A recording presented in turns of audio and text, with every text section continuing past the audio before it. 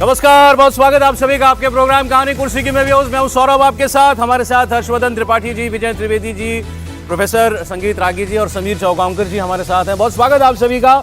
देखिए साहब, कल अब तो 24 घंटे से भी कम वक्त बाकी है। कल सुबह 8 बजे बिहार में वोटों की गिनती शुरू हो जाएगी और जो अनुमान एग्जिट पोल लगा रहे हैं कि चुनाव में एनडीए को बढ़त मिलनी चाहिए, तो इसका मतलब वोटिंग में भी बहुत वक्त नहीं लगना चाहिए।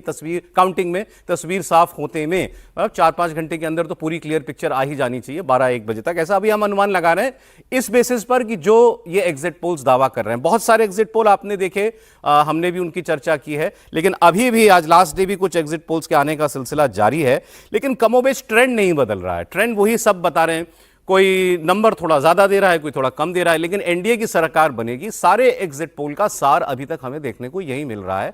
अब एक्सेस माई इंडिया का सर्वे कल आया था, उसका काफी इंतजार किया जा रहा था। आज टुडेज चाणक्य का एक सर्वे नया आया है, वो भी मैं आपको बताऊंगा। एक सीएनएक्स का सर्वे आया है, वो मैं आपको बताऊंगा। और एक वोट वाइब का, अमिताभ अग्निहोत्री जी की एजेंसी का सर्वे है, वो भी मैं आपको बताऊंगा। तो ये वोट वाइब वाले एग्जिट पोल से हम लोग जो है शुरुआत कर लेते हैं, उसके बाद फिर एक्सेस माई इंडिया और टुडेज चाणक्य का। टुडेज चाणक्य वाला आप सर्वे आपको देख करके बड़ा इंटरेस्टिंग लगेगा, क्योंकि वो जाते हैं तो फिर पूरा एक तरफा जाते हैं। क्योंकि इस बार भी कई सर्वेस को लेकर कुछ एक्सपर्ट्स की राय ये थी कि बहुत से सर्वे करने वाली एजेंसियां जो हैं वो शायद कहीं एक रिस्क नहीं लेने के चक्कर में जो असल सूरत दिख रही होती है वहां तक नहीं जाते। भाई अगर देख रहा है, मान लीजिए कि 160 सीट आ रही है एनडीए की, यार 100 सीट थोड़ा ज्यादा लगता है, दिख तो रहा है, लेकिन बताने में चलो थोड़ा सा डाउन कर दो, 135-40 फिर भी ठीक है, दूसरी तरफ चला गया तो कुछ कहने की गुंजाइश होनी चाहिए। ह्यूमन नेचर है, हो सकता है ऐसा हो, लेकिन टुडेज चाणक्य का सर्वे ऐसा नहीं है। तो मैं पहले लेकिन वोट वाइब से सर्वे से आपकी जो है आज की शुरुआत में करना चाहता हूं। इनका देखते हैं इनकी रीजनिंग क्या है जो इन्होंने वोट और सीट दिया है उसके लिए। तो इनके सर्वे के हिसाब से, वोट वाइब सर्वे के हिसाब से, एनडीए को 125 से 145 सीटें आनी चाहिए। इसका मीन निकलता है 135 सीट जो है एनडीए को आ जानी चाहिए, ऐसा वोट वाइब का सर्वे मान रहा है। महागठबंधन को 95 से 115, इसका मीडियन निकालेंगे तो मिलेगा 105। तो 135 एनडीए, 105 महागठबंधन, ये वोट वाइब का सर्वे कह रहा है। और प्रशांत किशोर की पार्टी जन स्वराज के लिए यह सर्वे 0 से 2 सीटें यानी अधिकतम 2 सीटें देता हुआ दिखाई दे रहा है, और अन्य के खाते में 13 सीटें जाती हुई इस सर्वे में दिखाई दे रही हैं। और बिहार में सरकार बनाने का बहुमत का आंकड़ा 122 है, तो इस 122 की तुलना में वो कह रहे हैं कि एनडीए को 135 मिल जाना चाहिए। और वोट वाइब के सर्वे में अगर हम वोट प्रतिशत की बात करते हैं तो एनडीए का वोट शेयर ये बता रहे हैं साहब 45.3%। 45.3% वोट शेयर बता रहे हैं एनडीए का। महागठबंधन के लिए वोट शेयर बता रहे हैं 41.9%। मतलब इनके हिसाब से दोनों गठबंधनों के बीच वोट का अंतर करीब 3.5% का होना चाहिए।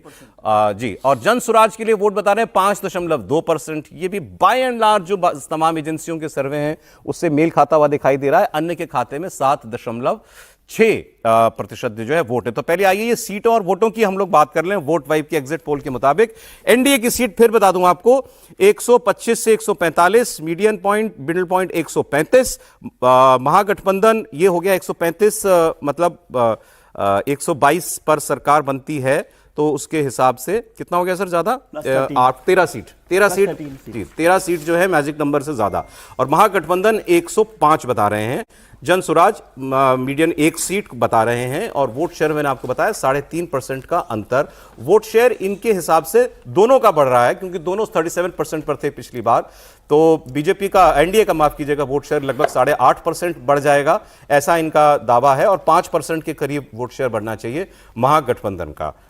तो ये आपको मिडिल ग्राउंड लेने वाला सर्वे लग रहा है या रियलिटी के आसपास, वास्तविकता के आसपास? त्रिपाठी जी पहले आप। नहीं, देखिए ये सर्वे लगभग उसी दिशा में है जो दूसरे सर्वे कह रहे थे।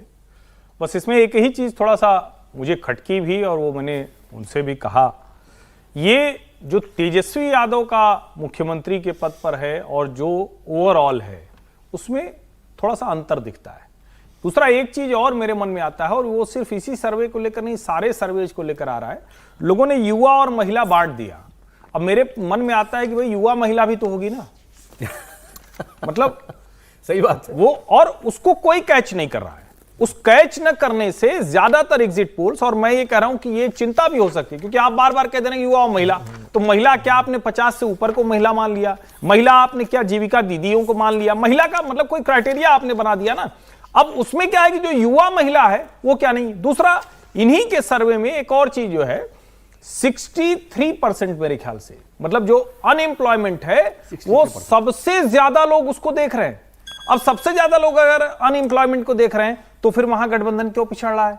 तो फिर आता है कि लोग अपनी जाति पर दे रहे हैं, अपना नेता देख रहे हैं, मुख्यमंत्री देख रहे हैं। तो ओवरऑल सर्वे जो वोट वाइब भी है वो उसी दिशा में जा रहा है जहां दूसरे सर्वे हैं, लेकिन जो फाइंडिंग्स है वो कई जगह थोड़ा कॉन्ट्राडिक्टरी भी दिखती है। देखिए, ये मैं आपको बता दूं, इनकी डेफिनेशन आपने पूछा ना, तो युवा की डेफिनेशन है 18 से 24 डेफिनेशन युवा की है। और महिला में कोई एज ब्रैकेट नहीं दिया, तो मतलब जो भी वोट डाल रही है महिला, वो महिला के खाते में आनी चाहिए। ठीक है, ये मैं वोट वाइब के सर्वे की बात कर रहा हूं। इनका वोट प्रतिशत भी मैं आपको बता देता हूं।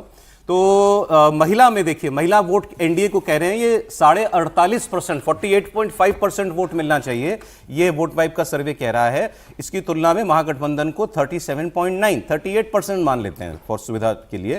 तो इनके हिसाब से जो अंतर है ये 11.5% का अंतर है। महिला वोट में 11.5% का अंतर है। और महिला वोट महिला वोट के एक्चुअल जो पोल हुआ है, महिला और पुरुष में 9.5%, 10% वोट ज्यादा पड़ा है महिला का, 10% महिला वोट ज्यादा पड़ा।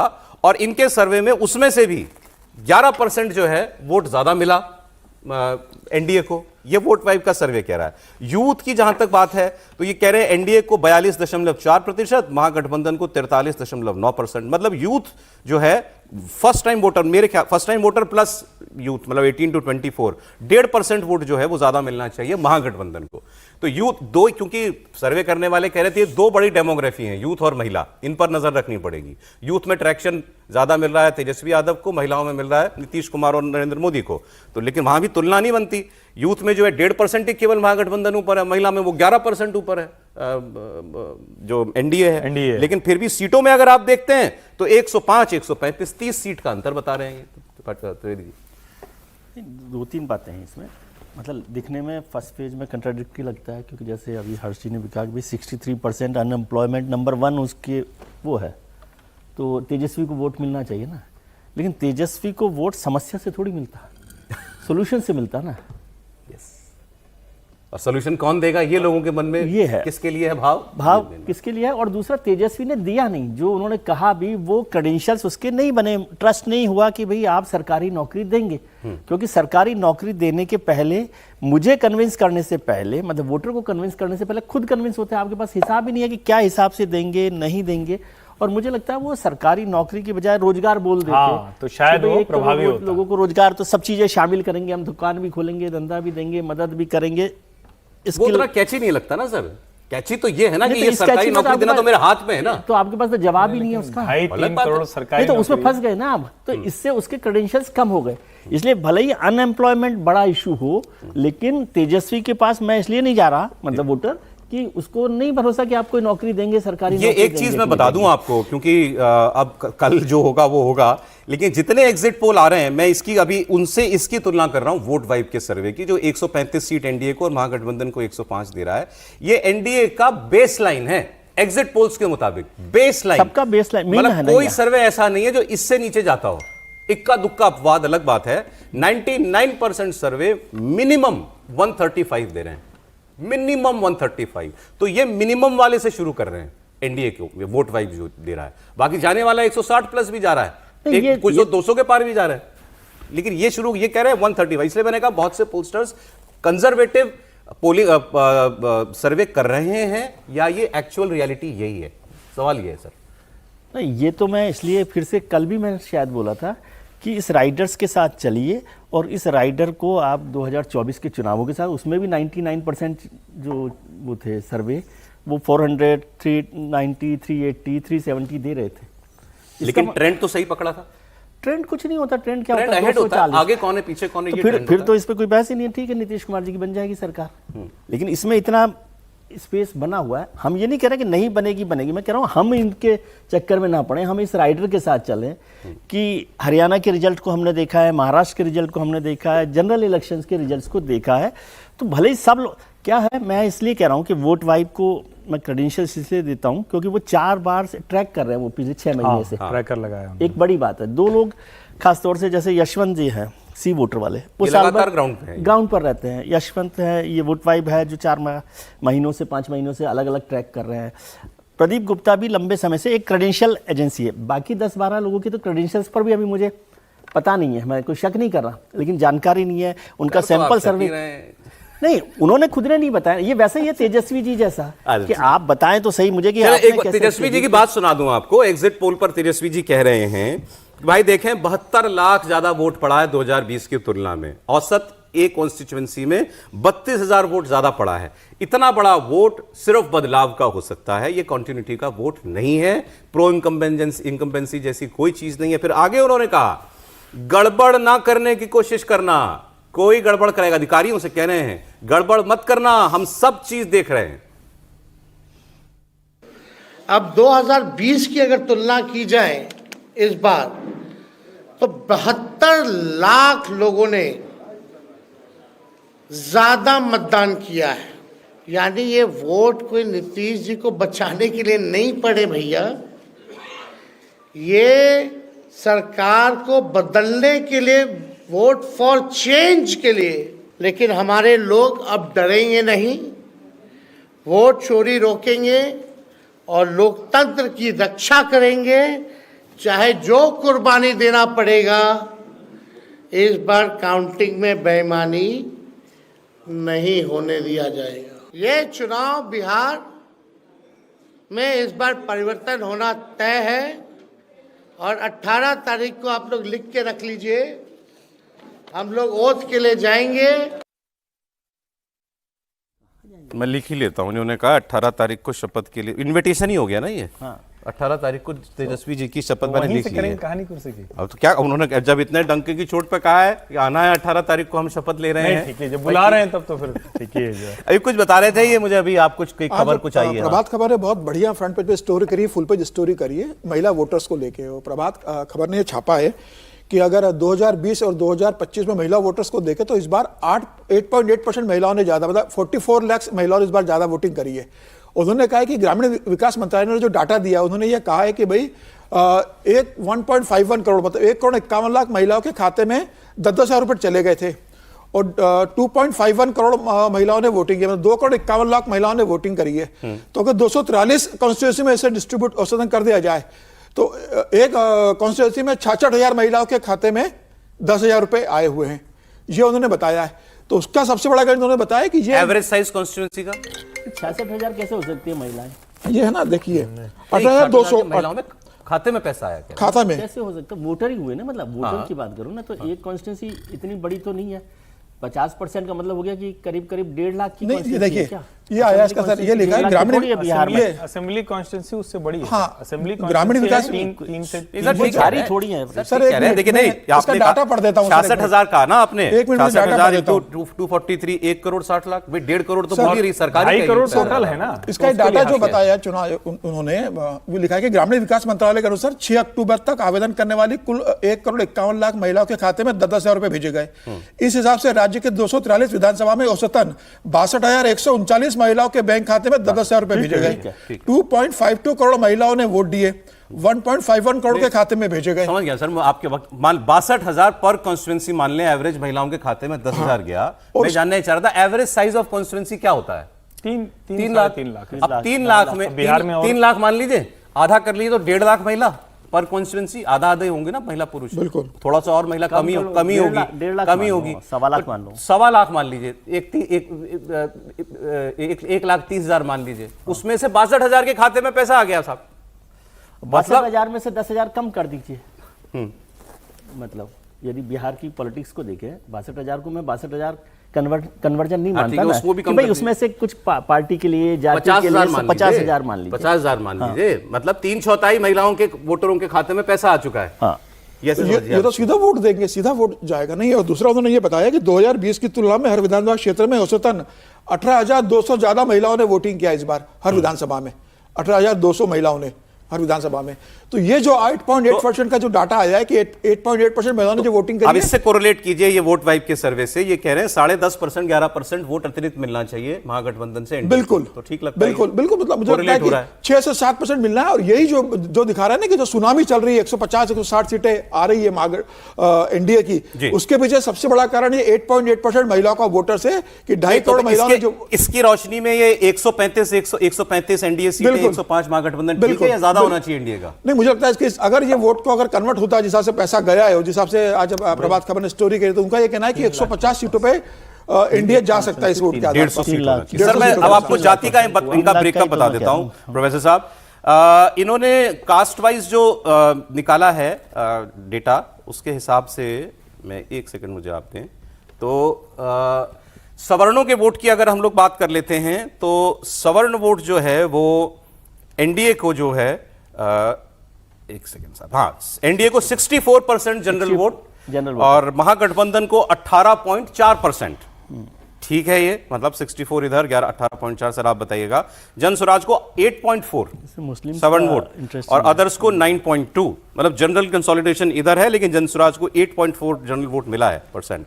इसके बाद आप देखिए यादव, ये इंटरेस्टिंग है, 19.4% एनडीए, 19.4%, महागठबंधन 74.5, जन स्वराज 3.1, अन्य 3.1, उनको छोड़ दीजिए। ये कह रहा है लगभग 19.5% यादव वोट मिला है, उधर 74%। कुछ सर्वेज ने 90% यादव वोट महागठबंधन को दिखाया था। ये कह रहे हैं उतना कंसोलिडेशन नहीं है, इधर यादव वोट भी कुछ आया है, 20% के करीब यादव वोट आया है। और मुस्लिम वोट की अगर बात करें, कह रहे हैं महागठबंधन 79.1% और 12.3% यादव, 12%, 12.5% मुस्लिम वोट, माफ कीजिएगा, मुस्लिम वोट जो है एनडीए को 12.5% वोट जो है मिला है। जन स्वराज को मात्र 2% वोट कह रहे हैं और अदर्स को 6.5। तो इसमें आप, लेकिन ये मैक्सिमम वोट जेडीयू को मिला है, जिसको भी सर मतलब, लेकिन 12.3% अगर इधर आता है तो मतलब इसमें मुस्लिम महिलाओं का वोट जो है वो भी एनडीए को मिलना चाहिए। अब इसके अलावा दलित वोट में 59.8, मतलब 60% वोट एनडीए को, 31.8 महागठबंधन को, 60% दलित वोट बता रहे हैं एनडीए को मिला है।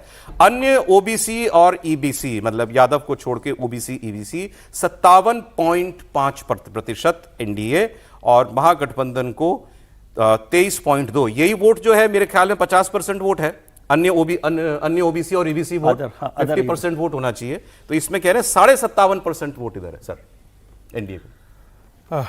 कहां से शुरुआत किया जाए? आपके सामने रख देता हूं सर्वे, आप बताइए। ये सीट है पहले।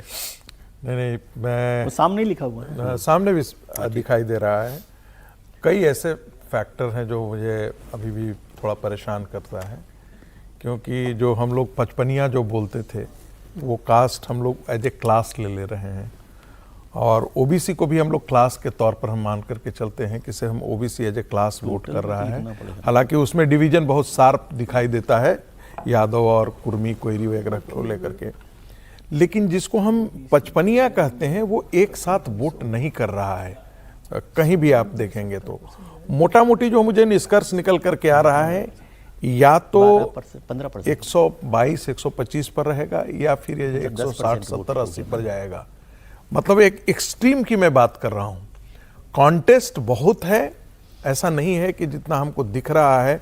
यदि ये वाकई यदि डेटा ये है 44% नहीं, यदि ये डेटा है तो मैं फिर कह रहा हूं, फिर ये भारतीय जनता पार्टी एनडीए गठबंधन यदि 3% का भी मार्जिन है तो भी क्लीन स्वीप होगा, फिर 150 पर जाएगा। उसके दो कारण मैं बता रहा हूं। जो मुस्लिम वोट है और यादव वोट है वो आपको कंसेंट्रेटेड है और कंसोलिडेट करता है। वो आपके टोटल वोट के साथ तो जुड़ करके वो एवरेज को बढ़ा देता है, आप ध्यान रखिएगा। लेकिन यदि उसको डिस्पर्स करते हैं, अक्रॉस द कॉन्स्टिट्यूएंसीज करते हैं, तब वो डैमेजिंग हो जाता है महागठबंधन के लिए।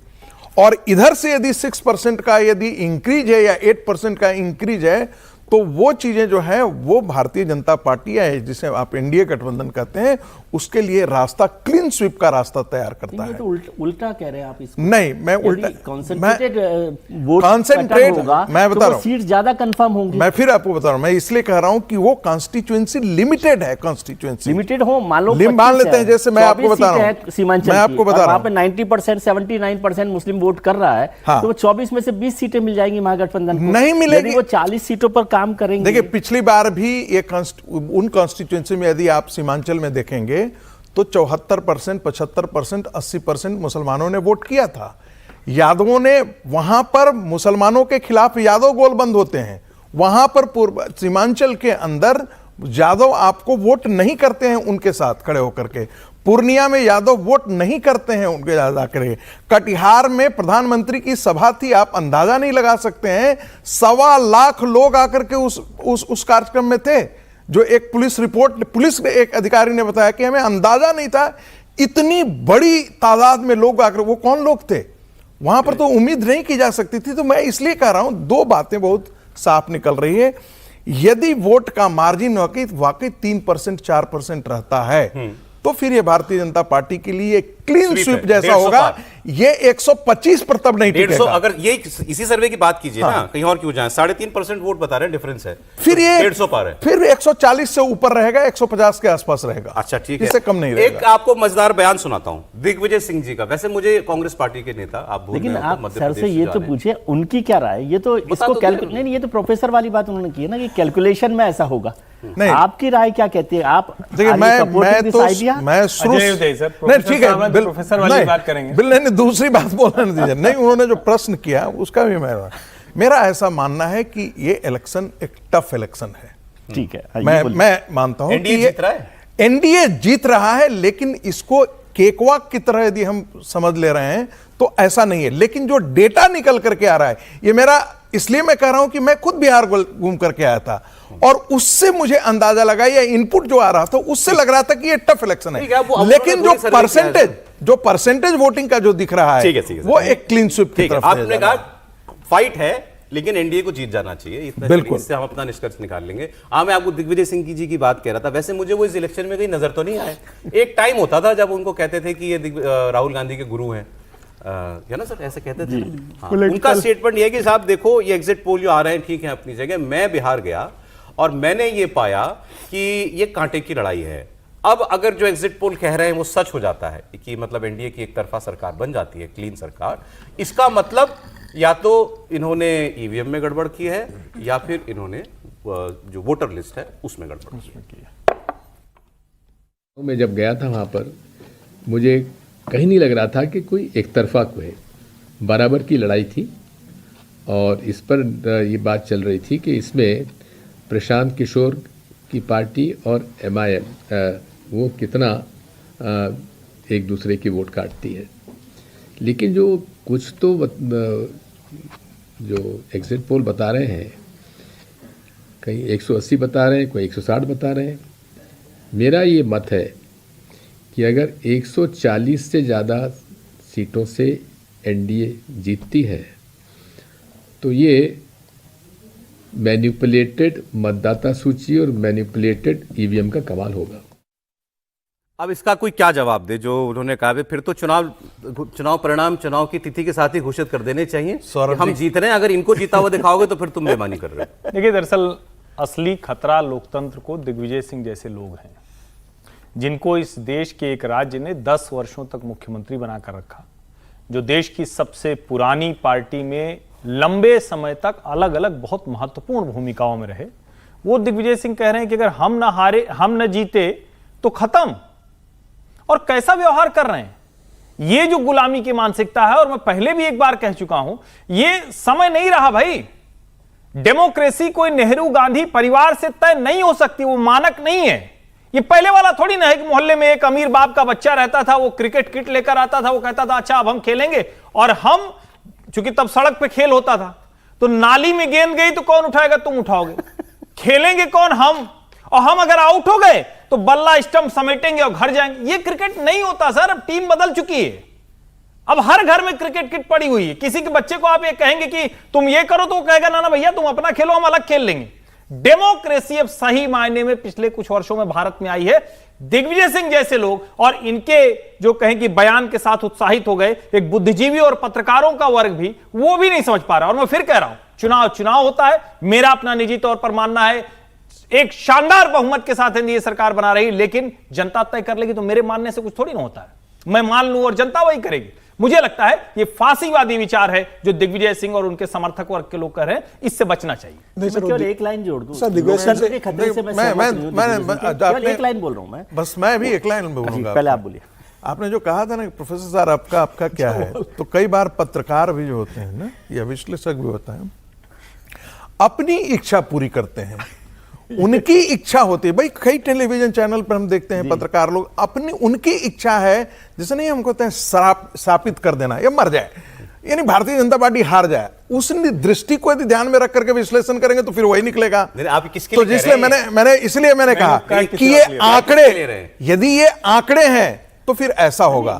मेरा अपना मानना है, मेरा अपना व्यक्तिगत विश्लेषण है कि ऐसा है। ठीक है, उसमें कोई बात ही नहीं। मैं तो कह रहा हूं कि भाई आपसे हम ज्यादा उम्मीद करते हैं, ये तो आंकड़ों को एनालाइज करना तो ठीक है। मैं तो ये कह रहा था दिग्विजय सिंह जी के अच्छा लिए, तंज कर रहे हर्ष हैं जी ने कहा कि लोकतंत्र को खतरा, लोकतंत्र को दिग्विजय सिंह जी से खतरा नहीं है, कांग्रेस को खतरा है। राहुल गांधी से को खतरा है। लोकतंत्र कहीं किसी से खतरे में नहीं आता। राहुल जी को और कांग्रेस को खतरा है, उनको ध्यान रखने की जरूरत है। दिग्विजय सिंह कह रहे थे कि मैं बिहार होके आया, तो दिग्विजय सिंह को बताना चाहिए था ना बिहार में मैं कहाँ घुमा हूँ। दिग्विजय सिंह इस बात का जिक्र करते हैं। मैंने तो नहीं देखा कि हम लोग रोज 2 महीने से इस पे बिहार की बात कर रहे हैं। कहीं कोई गए रास्ता थे, बनाइए उनकी लेकिन गए थे दिग्विजय सिंह बिहार गए थे, होटल में पहुंचे सीधे, अशोक गहलोत का कमरा और दिग्विजय सिंह का कमरा लगा हुआ था, तीसरा कमरा कृष्णा अल्लावरू का था।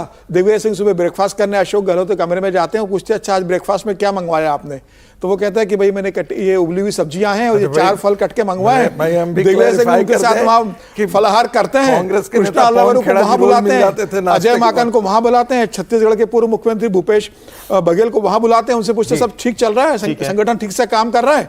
उसके बाद वो लौटकर भोपाल आ जाते हैं और वो कहते हैं कि पचमढ़ी में राहुल गांधी आने वाला है, तो मुझे पचमढ़ी की व्यवस्था देखना है। तो राहुल गांधी अगर वो सारी डिटेल है, अगर दिग्विजय सिंह आपने वो उबली हुई सब्जियों में क्या खाया, सर ब्रेक लेते हैं। तो कल गिनती से पहले आज आखिरी गिनती एग्जिट पोल के आंकड़ों की हम कर रहे हैं। फिर बता दूं आपको, वोट वाइब कह रहा है साहब 135 सीट एनडीए को आनी चाहिए, महागठबंधन को 105। कल बिहार में वोटों की गिनती होगी, क्या एनडीए की सरकार बनेगी जैसा सारे एग्जिट पोल कह रहे हैं, या फिर होगी कल कुछ उलटफेर होगा और महागठबंधन जो है वो बाजी मार जाएगा।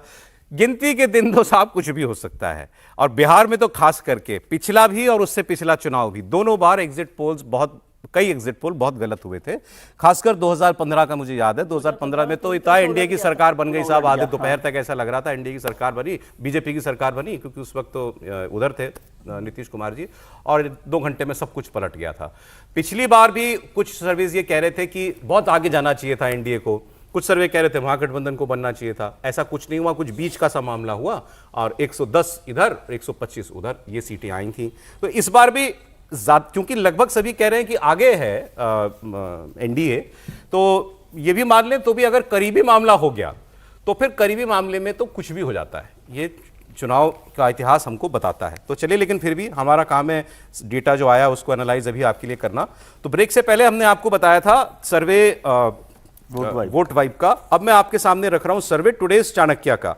टुडेज चाणक्य का सर्वे साहब, इनको ख्याति मिली थी 2014 में, जब इन्होंने प्रेडिक्ट किया था कि नरेंद्र मोदी को प्रधानमंत्री का चेहरा घोषित करने पर बंपर सीटें आएंगी और फुल मेजॉरिटी के साथ बीजेपी की सरकार बनेगी केंद्र में। ये ऐसा कहने वाले इक्का दुक्का लोग थे और यही थे जो बिल्कुल खुलेआम ये बात कह रहे थे और ये सच साबित हुए। दिल्ली विधानसभा का भी बहुत प्रेडिक्ट किया हाँ, था। तो मतलब और ये फिर ये इनको जो लगता है उसमें फिर ये कुछ बचाते नहीं है, पूरा बताते हैं। ठीक है, तो अब ये जो डेटा दे रहे हैं वो मैं आपको बताता हूं। ये कह रहे हैं 44% वोट मिलना चाहिए एनडीए को, 44% वोट, और महागठबंधन को मिलना चाहिए 38% वोट। तो 6% का अंतर टुडेज चाणक्य का सर्वे बता रहा है एनडीए और महागठबंधन में। 6% में तो 100 सीट का खेल भी हो जाता है। तो ये 6% का गैप बता रहे हैं। क्या सीटों में इतना अंतर है?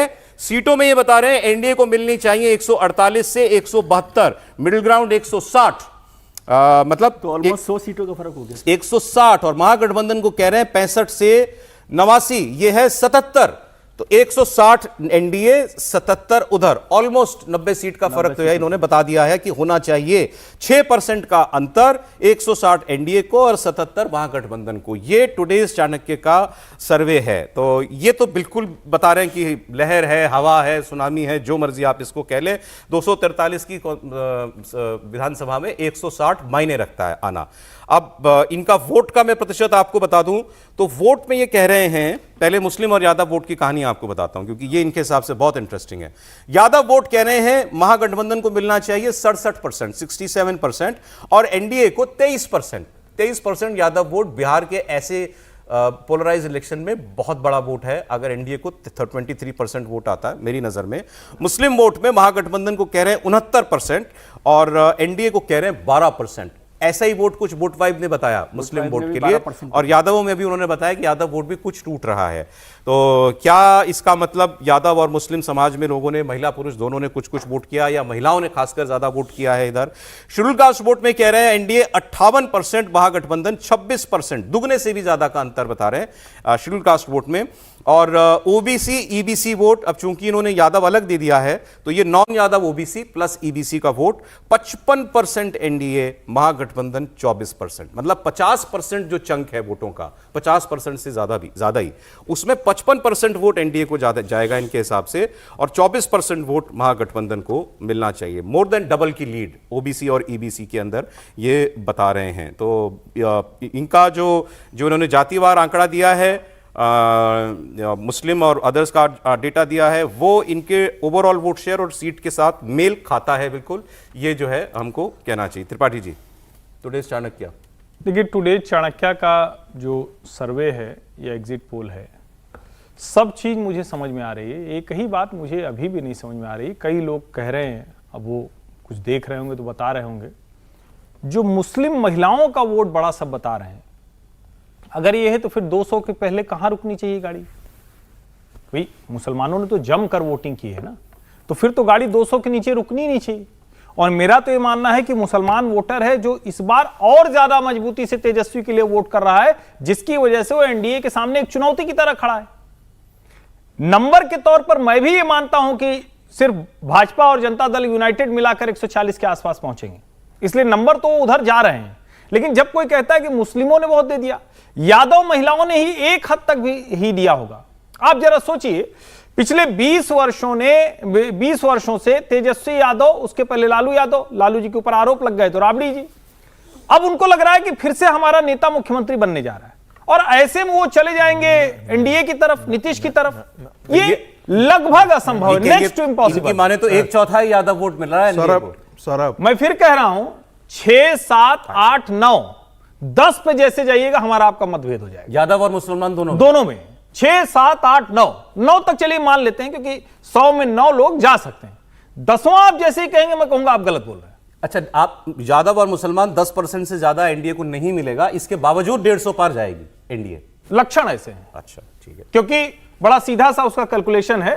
वो वोट जो है वो लगभग दोनों वोट मिला के जो 28-30% का है वो इंटैक्ट है, उसमें बड़ा हिस्सा उन्हीं के पास जा रहा है। लेकिन उसकी वजह से, जिसको बार बार कहा जाता है कि जो थियरी आती है एंटी वाली, वो काम कर रही है। और मुझे उसमें सबसे ज्यादा जो आंकड़ा दिख रहा है, जैसे सवर्ण वाला जब आप दिखाते हैं तो 14% में से अगर 70%, 80% भी जाएगा तो कितना बनेगा? वो नहीं बनेगा, वो उतना ही बनेगा जितना थोड़ा बहुत सीटों पर आए, जो 50 सीट लाता है। लेकिन जैसे ही ओबीसी और ईबीसी आप कहते हैं कि 52%, 59%, 60%, तब क्लीन स्वीप की तरफ जाता है।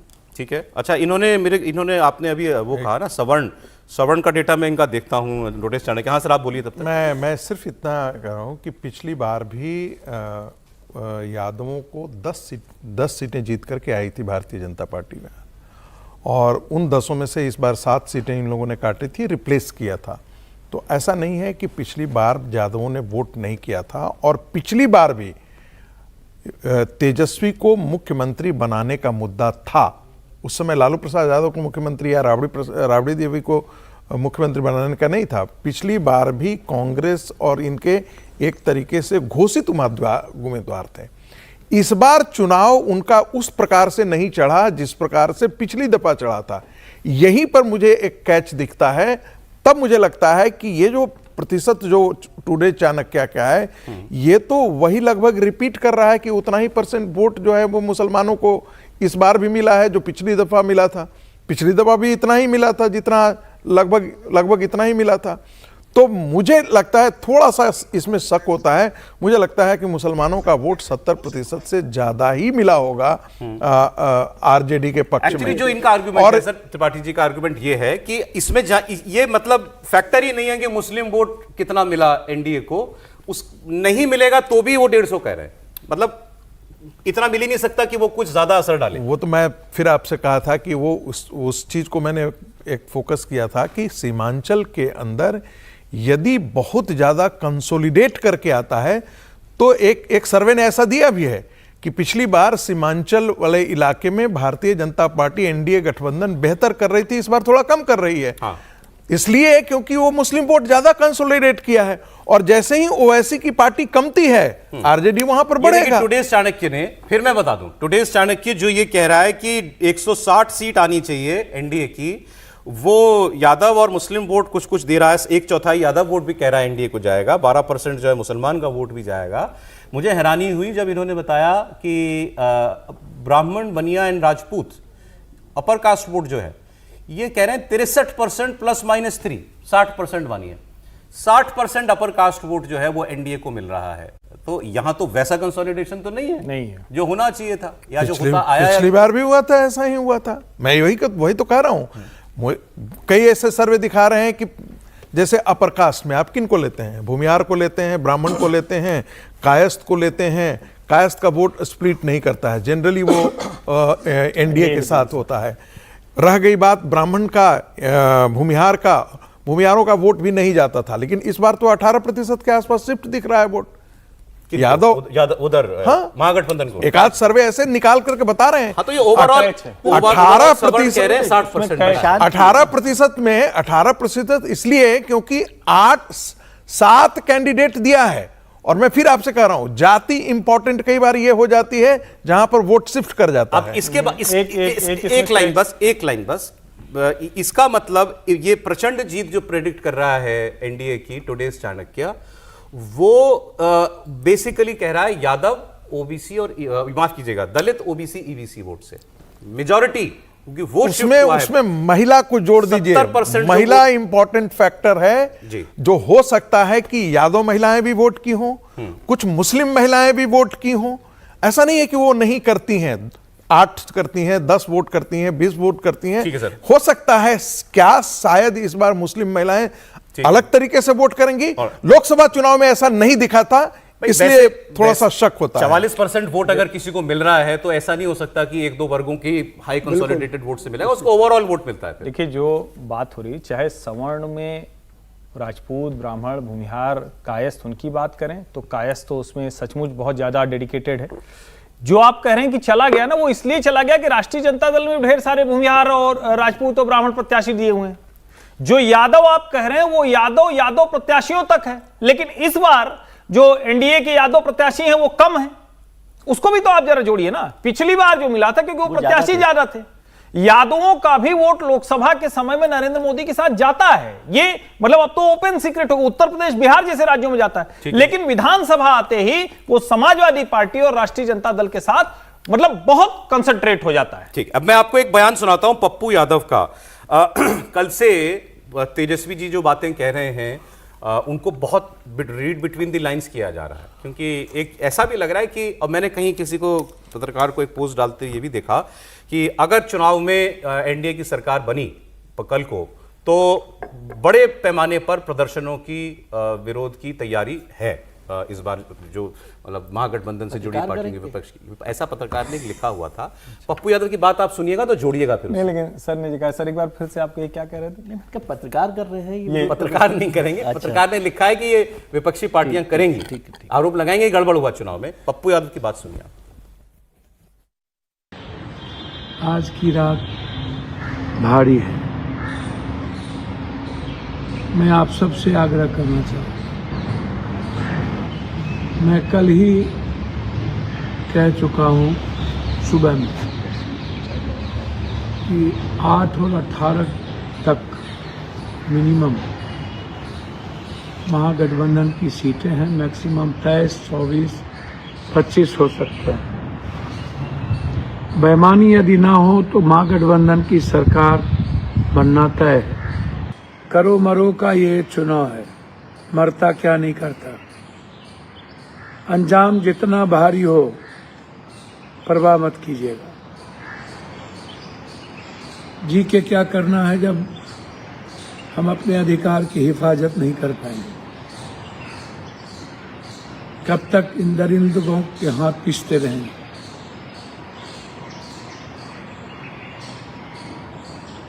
इंडिया गठबंधन की सरकार बने, इसके लिए कुर्बानी देनी होगी। यदि उधर बंदूक, पुलिस, ताकत है तो हमारे पास जनता है।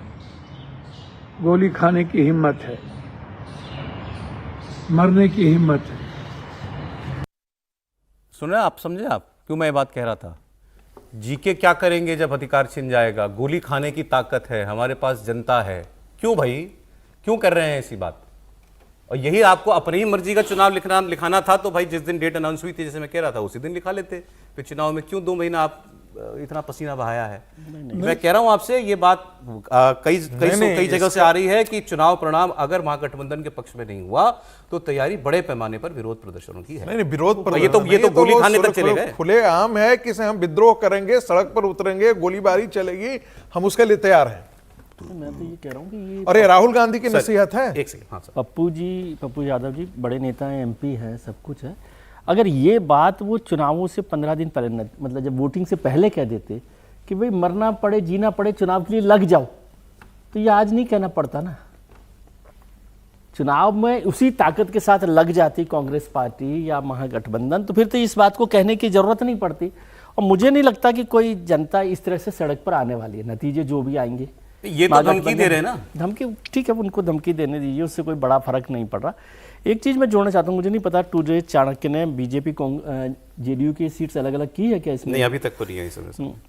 जैसे वोट वाइब में उन्होंने और एक्सिस माई इंडिया में दोनों ने बीजेपी को कम सीटें दी है, जनता दल यूनाइटेड से, ठीक है। उसको मैं इस कनेक्शन में कह रहा हूँ कि जो मुस्लिम वोट्स की बात हम कर रहे हैं, उसमें जो मुझे पटना में, बिहार में भी जो जानकारी मिली बात से, कि मुस्लिम वोट अगर इनको मिल रहा है एनडीए को, जेडीयू को, तो वो जेडीयू को मिल रहा है। और वो वोट नहीं, उसका कारण समझिए। उसका कारण यह है कि वो समझते हैं कि बीजेपी को बहुत ताकतवर बनाने से रोकने के लिए जरूरी है कि जेडीयू जिंदा रहे, जेडीयू को खड़ा करना जरूरी है, मतलब उसको रखना, बचाए रखना जरूरी है। इसलिए मुस्लिम वोट वहां पर आ रहा है। मैं ये नहीं कह रहा जेडीयू को मिल रहा है, लेकिन उसके थॉट प्रोसेस की बात यह है कि वो समझते हैं कि तो शायद इसलिए ये 12% वोट दिखाई दे सकता है कि वो समझें कि भाई जेडीयू को मजबूत बनाए रखना। कमेंट जरा ये पप्पू यादव जी की बात पर, गोली खाएंगे खा लेंगे लेकिन न्याय नहीं सहेंगे, गिनती से 1 दिन पहले कह रहे हैं। देखिए, तो पहले से तय था कि जिस तरीके से अब ईवीएम पे आरोप लगाते थे और राहुल गांधी ने जिस तरीके से वोट अधिकार यात्रा निकला थी, और तेजस्वी यादव ने चुनाव के पहले कहा था ना कि हम चुनाव का बहिष्कार करने की सोच रहे हैं। अगर चुनाव आयोग पर तेजस्वी यादव को भरोसा नहीं है, अगर चुनाव आयोग पर राहुल गांधी और पप्पू यादव को भरोसा नहीं है, तो मुझे लग रहा है कि फिर चुनाव का बहिष्कार करना चाहिए था। चुनाव हम लड़ेंगे, चुनाव आयोग ने जो तय किया उसके मापदंड के अनुसार हम लड़ेंगे, लेकिन चुनाव परिणाम को हम स्वीकार नहीं करेंगे। अगर का परिणाम महागठबंधन के पक्ष में आता है तो चुनाव स्वीकार है इन्हें कि बहुत निष्पक्ष चुनाव हुआ है, फेयर चुनाव हुआ है, तब कोई शिकायत नहीं होगी। अगर चुनाव हार जाते हैं तो ये कह देंगे कि ईवीएम में गड़बड़ हुई, वोट अधिकार यात्रा जो राहुल गांधी ने निकाली थी, जो वोट काटे गए थे, हमारे वोट काटे गए, इसलिए हम चुनाव हार गए हैं, और फिर ये उपद्रव करने की कोशिश करेंगे। मुझे लगता है कि लोकतंत्र में इस तरह के जो विचार है और इस तरह की जो बात पप्पू यादव कर रहे हैं बहुत खतरनाक है। आप चुनाव लड़ रहे हैं, हार जीत होती रहती है, आप गरिमापूर्ण तरीके से हार स्वीकार कीजिए, अगले चुनाव के लिए तैयार कीजिए। आप यह कहना कि लोकतंत्र में हम चुनी हुई सरकार के खिलाफ बगावत कर देंगे, चुनाव आयोग को नहीं मानेंगे। सर एक क्यों 3 बयान सुना दिए ना आज हमने। पप्पू यादव तो खुल के कह रहे हैं गोली खा लेंगे हम। ये सीधे सीधे तेजस्वी क्या बोले? तेजस्वी ने भी तो यही बोला, बेईमानी नहीं सहेंगे। राहुल गांधी भी यही कहते हैं, अगर एनडीए जीत गया तो बेईमानी। सौरभ जी, राहुल गांधी भी यही कहते हैं, अगर राहुल गांधी भी यही कहते हैं, अगर राहुल गांधी हिंदुस्तान के अंदर होते तो राहुल गांधी का भी यही बयान आता। अब राहुल गांधी जब लौट कर आएंगे, जब मुख्यमंत्री का शपथ ग्रहण हो जाएगा, तब वो कहेंगे कि अब हम सड़क पर उतरना है। तो मुझे लग रहा है ये बहुत खतरनाक है। और कल तो फोटो आ गई ना, वो तो कहीं एयरपोर्ट की तस्वीर भी आ गई, बाहर गए हुए राहुल गांधी। सर 2-3 मिनट है तो मैं जल्दी से 2 सर्वे, एक जो कल आया था, दोनों एक्चुअली कल आए थे। एक सीएनएक्स का सर्वे था, ये भी एनडीए को 150 से 170 सीटें दे रहे हैं, महागठबंधन को 70 से 90। ये टुडेज चाणक्य वाली लीग है पूरी, ठीक, ये 160 निकलता है इनका मिडिल पॉइंट एनडीए का। टुडे चाणक्य का भी 160 है। जन स्वराज को 2 सीटें, ये सब जैसे बाकी सर्वे ने दिया। एक एक्सिस के सर्वे की चर्चा नहीं, क्योंकि इन्होंने सर्वे अत्यंत डिटेल में किया है, मतलब ऐसे ऐसे उसमें पॉइंट निकाले हैं। मैं पूरा डिस्कस करूं तो 2 घंटे इसी में निकल जाएंगे।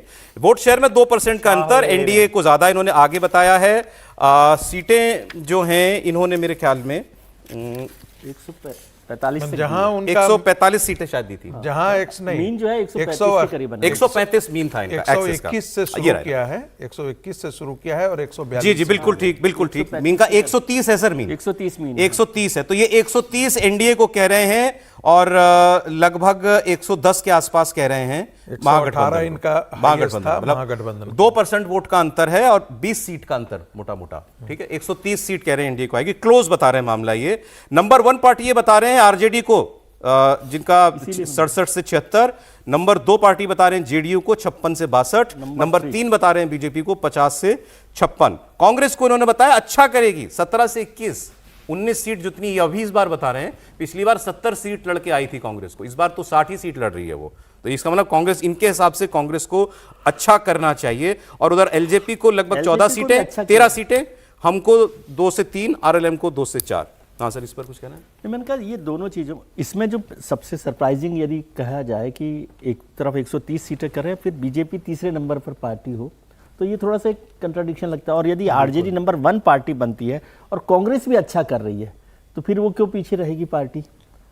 क्योंकि दोनों माले तो बेहतर अच्छा करते करेगी, दिखाई दोनों बेहतर हैं। माले भी है, माले भी कम से कम 12 माले सीटें भी है, जीतेगी। माले के लिए तो उन्होंने कम कहा है, माले कम बताया, माले कम है बताया है, इस बार। माले कम बताया, लेकिन मतलब वो इतना मुश्किल नहीं लगता मेरे को इसी में है कि भाई क्या बीजेपी 3rd नंबर की पार्टी हो सर। सकती है? अब ब्रॉडली इस चुनाव में। एग्जिट पोल्स की उन्होंने तो 3 एक कैटेगरी पे एक लाइन बोल लूं। आप ही बोलिएगा, मैं बस इतना बता रहा हूं। जितने एग्जिट पोल आए, कम से कम 12-14 एग्जिट पोल आ गए 2 दिन में। 3 कैटेगरी है एग्जिट पोल की। एक कैटेगरी जो कहती है बंपर एनडीए की जीत 150 पार 160। दूसरी कैटेगरी है कंफर्टेबल मेजॉरिटी 140 प्लस। और एक तीसरी कैटेगरी है जो कह रही है 130, उधर 110, ऐसा वाला मामला। लेकिन तीनों ही सूरतों में जीत एनडीए की है। एक क्लोज फिनिश, एक कंफर्टेबल फिनिश और एक बम्पर फिनिश। ये 3 कैटेगरी है मोटी। अब आप बोलिए। लेकिन सरकार बनने में तो जो आगे आगे मतलब तीनों के हिसाब तीनों के हिसाब से सरकार आगे बन एनडीए। रही है, ये है बेसिक बात ना उसमें। नहीं, मैं कुछ बता रहा हूँ, फिर आप लोग सोचिएगा इसको। जो गवर्नमेंट, जो स्कूल कभी नहीं गए, जो 9वीं तक गए, जो 10वीं पास हैं, जो 12वीं पास हैं, जो ग्रेजुएट हैं, जो पोस्ट ग्रेजुएट हैं, जो प्रोफेशनल डिग्री एजुकेशन वाले हैं, जो अनएम्प्लॉयड हैं, जो स्टूडेंट हैं, जो लेबर हैं, जो फार्मर हैं, जो स्किल प्रोफेशनल है, बाप रे हम थक गए। मैं कहता हूं बहुत डिटेल है गुप्ता जी क्या हो गया आपको? आपका लहरा गया एग्जिट पोल, आपको सबने देखा, निजी टिप्पणी नहीं कर रहा हूं, लेकिन ये सर्वे लग रहा है कि जैसे कुछ ऐसा कर देना है जो अभी आपने कहा ना सौरभ जी कि 2 घंटे बात करें, वो यही चाहते हैं कि इस पे लोग बात करते रहें कि इतना बड़ा सर्वे, इतना डिटेल्ड सर्वे कोई और सर्वे कर नहीं सकता। ऐसे नहीं होता है भाई, संभव है क्या इस तरह का सर्वे करना? और दोनों ही बातें एक ही सांस में कैसे कहेंगे आप? एनडीए सरकार बना रही है, भाजपा तीसरे नंबर की पार्टी है। जो सर्वे की दिशा है उससे चूंकि निजी तौर पर मैं सहमत हूं तो मुझे ठीक लग रहा है। हो सकता है कि गलत हो जाए तो मैं भी गलत साबित होऊंगा, एग्जिट पोल भी गलत साबित होंगे, लेकिन दिशा वही है। और ये संतुलन बिठाने की कोशिश में जो एग्जिट पोल हुए हैं उनको बचना चाहिए, उनकी साख उससे और गड़बड़ होती है। हर घंटे, हर चंद मिनट में एक नया खुलासा होता है, एक नई जानकारी आती है और बहुत तेजी से तफ्तीश इसकी आगे बढ़ रही है। तो हम आपको ये सारा अपडेट बताते हैं। पहले सबसे बड़ी बात जो सामने आई वो ये है कि डॉक्टर उमर नबी की मौत हो चुकी है। दिल्ली के इस बॉम्ब ब्लास्ट में गाड़ी के अंदर डॉक्टर उमर ने खुद को उड़ा लिया था। अभी तक हमको ये सबको लग ही रहा था कि यही होगा, लेकिन अब इसकी कंफर्मेशन डीएनए सैंपल से हो गई है।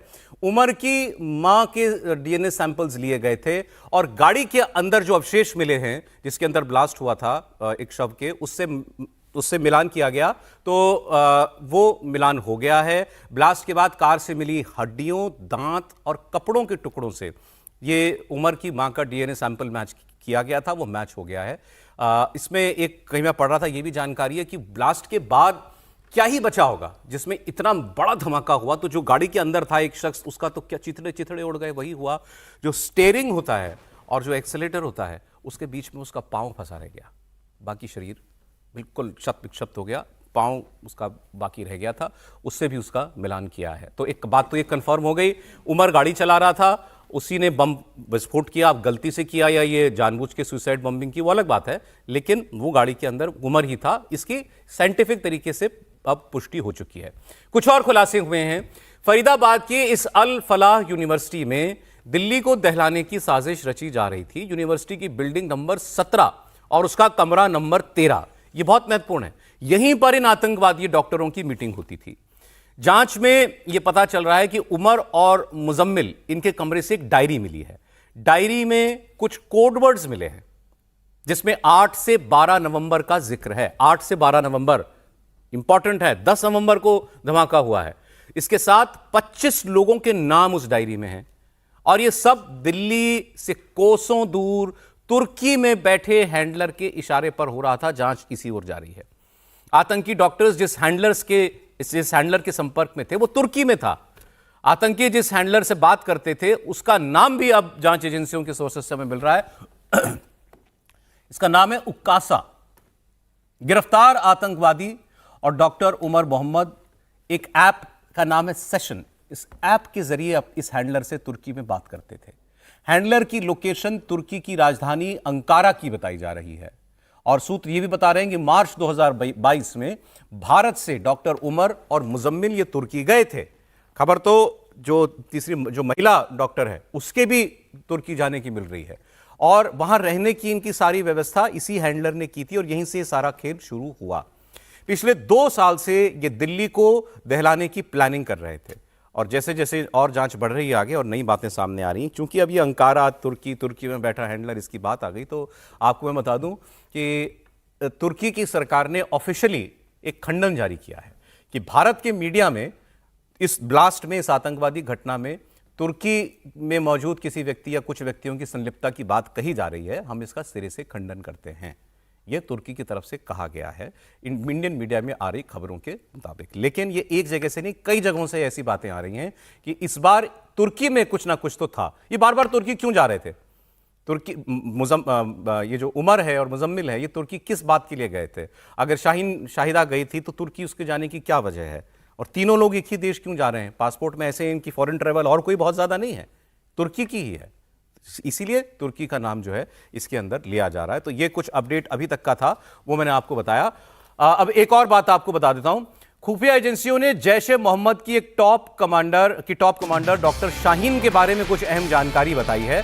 सूत्रों के मुताबिक डॉक्टर शाहीन को इस संगठन में मैडम सर्जन का कोड नेम दिया गया था। मैडम सर्जन थी ये शाहीन। इसके करीबी साथी और जैश के बाकी आतंकवादी इसे इसी नाम से बुलाते थे, मैडम सर्जन। यूपीएटीएस ने उसकी टीम डी को डिकोड किया है। इस टीम डी में कौन है? इसमें शाहीन के डॉक्टर साथी हैं। जैश को जो ये संदेश भेजते थे और जो चैट बॉक्स था उसमें ये टीम डी नाम का जिक्र है।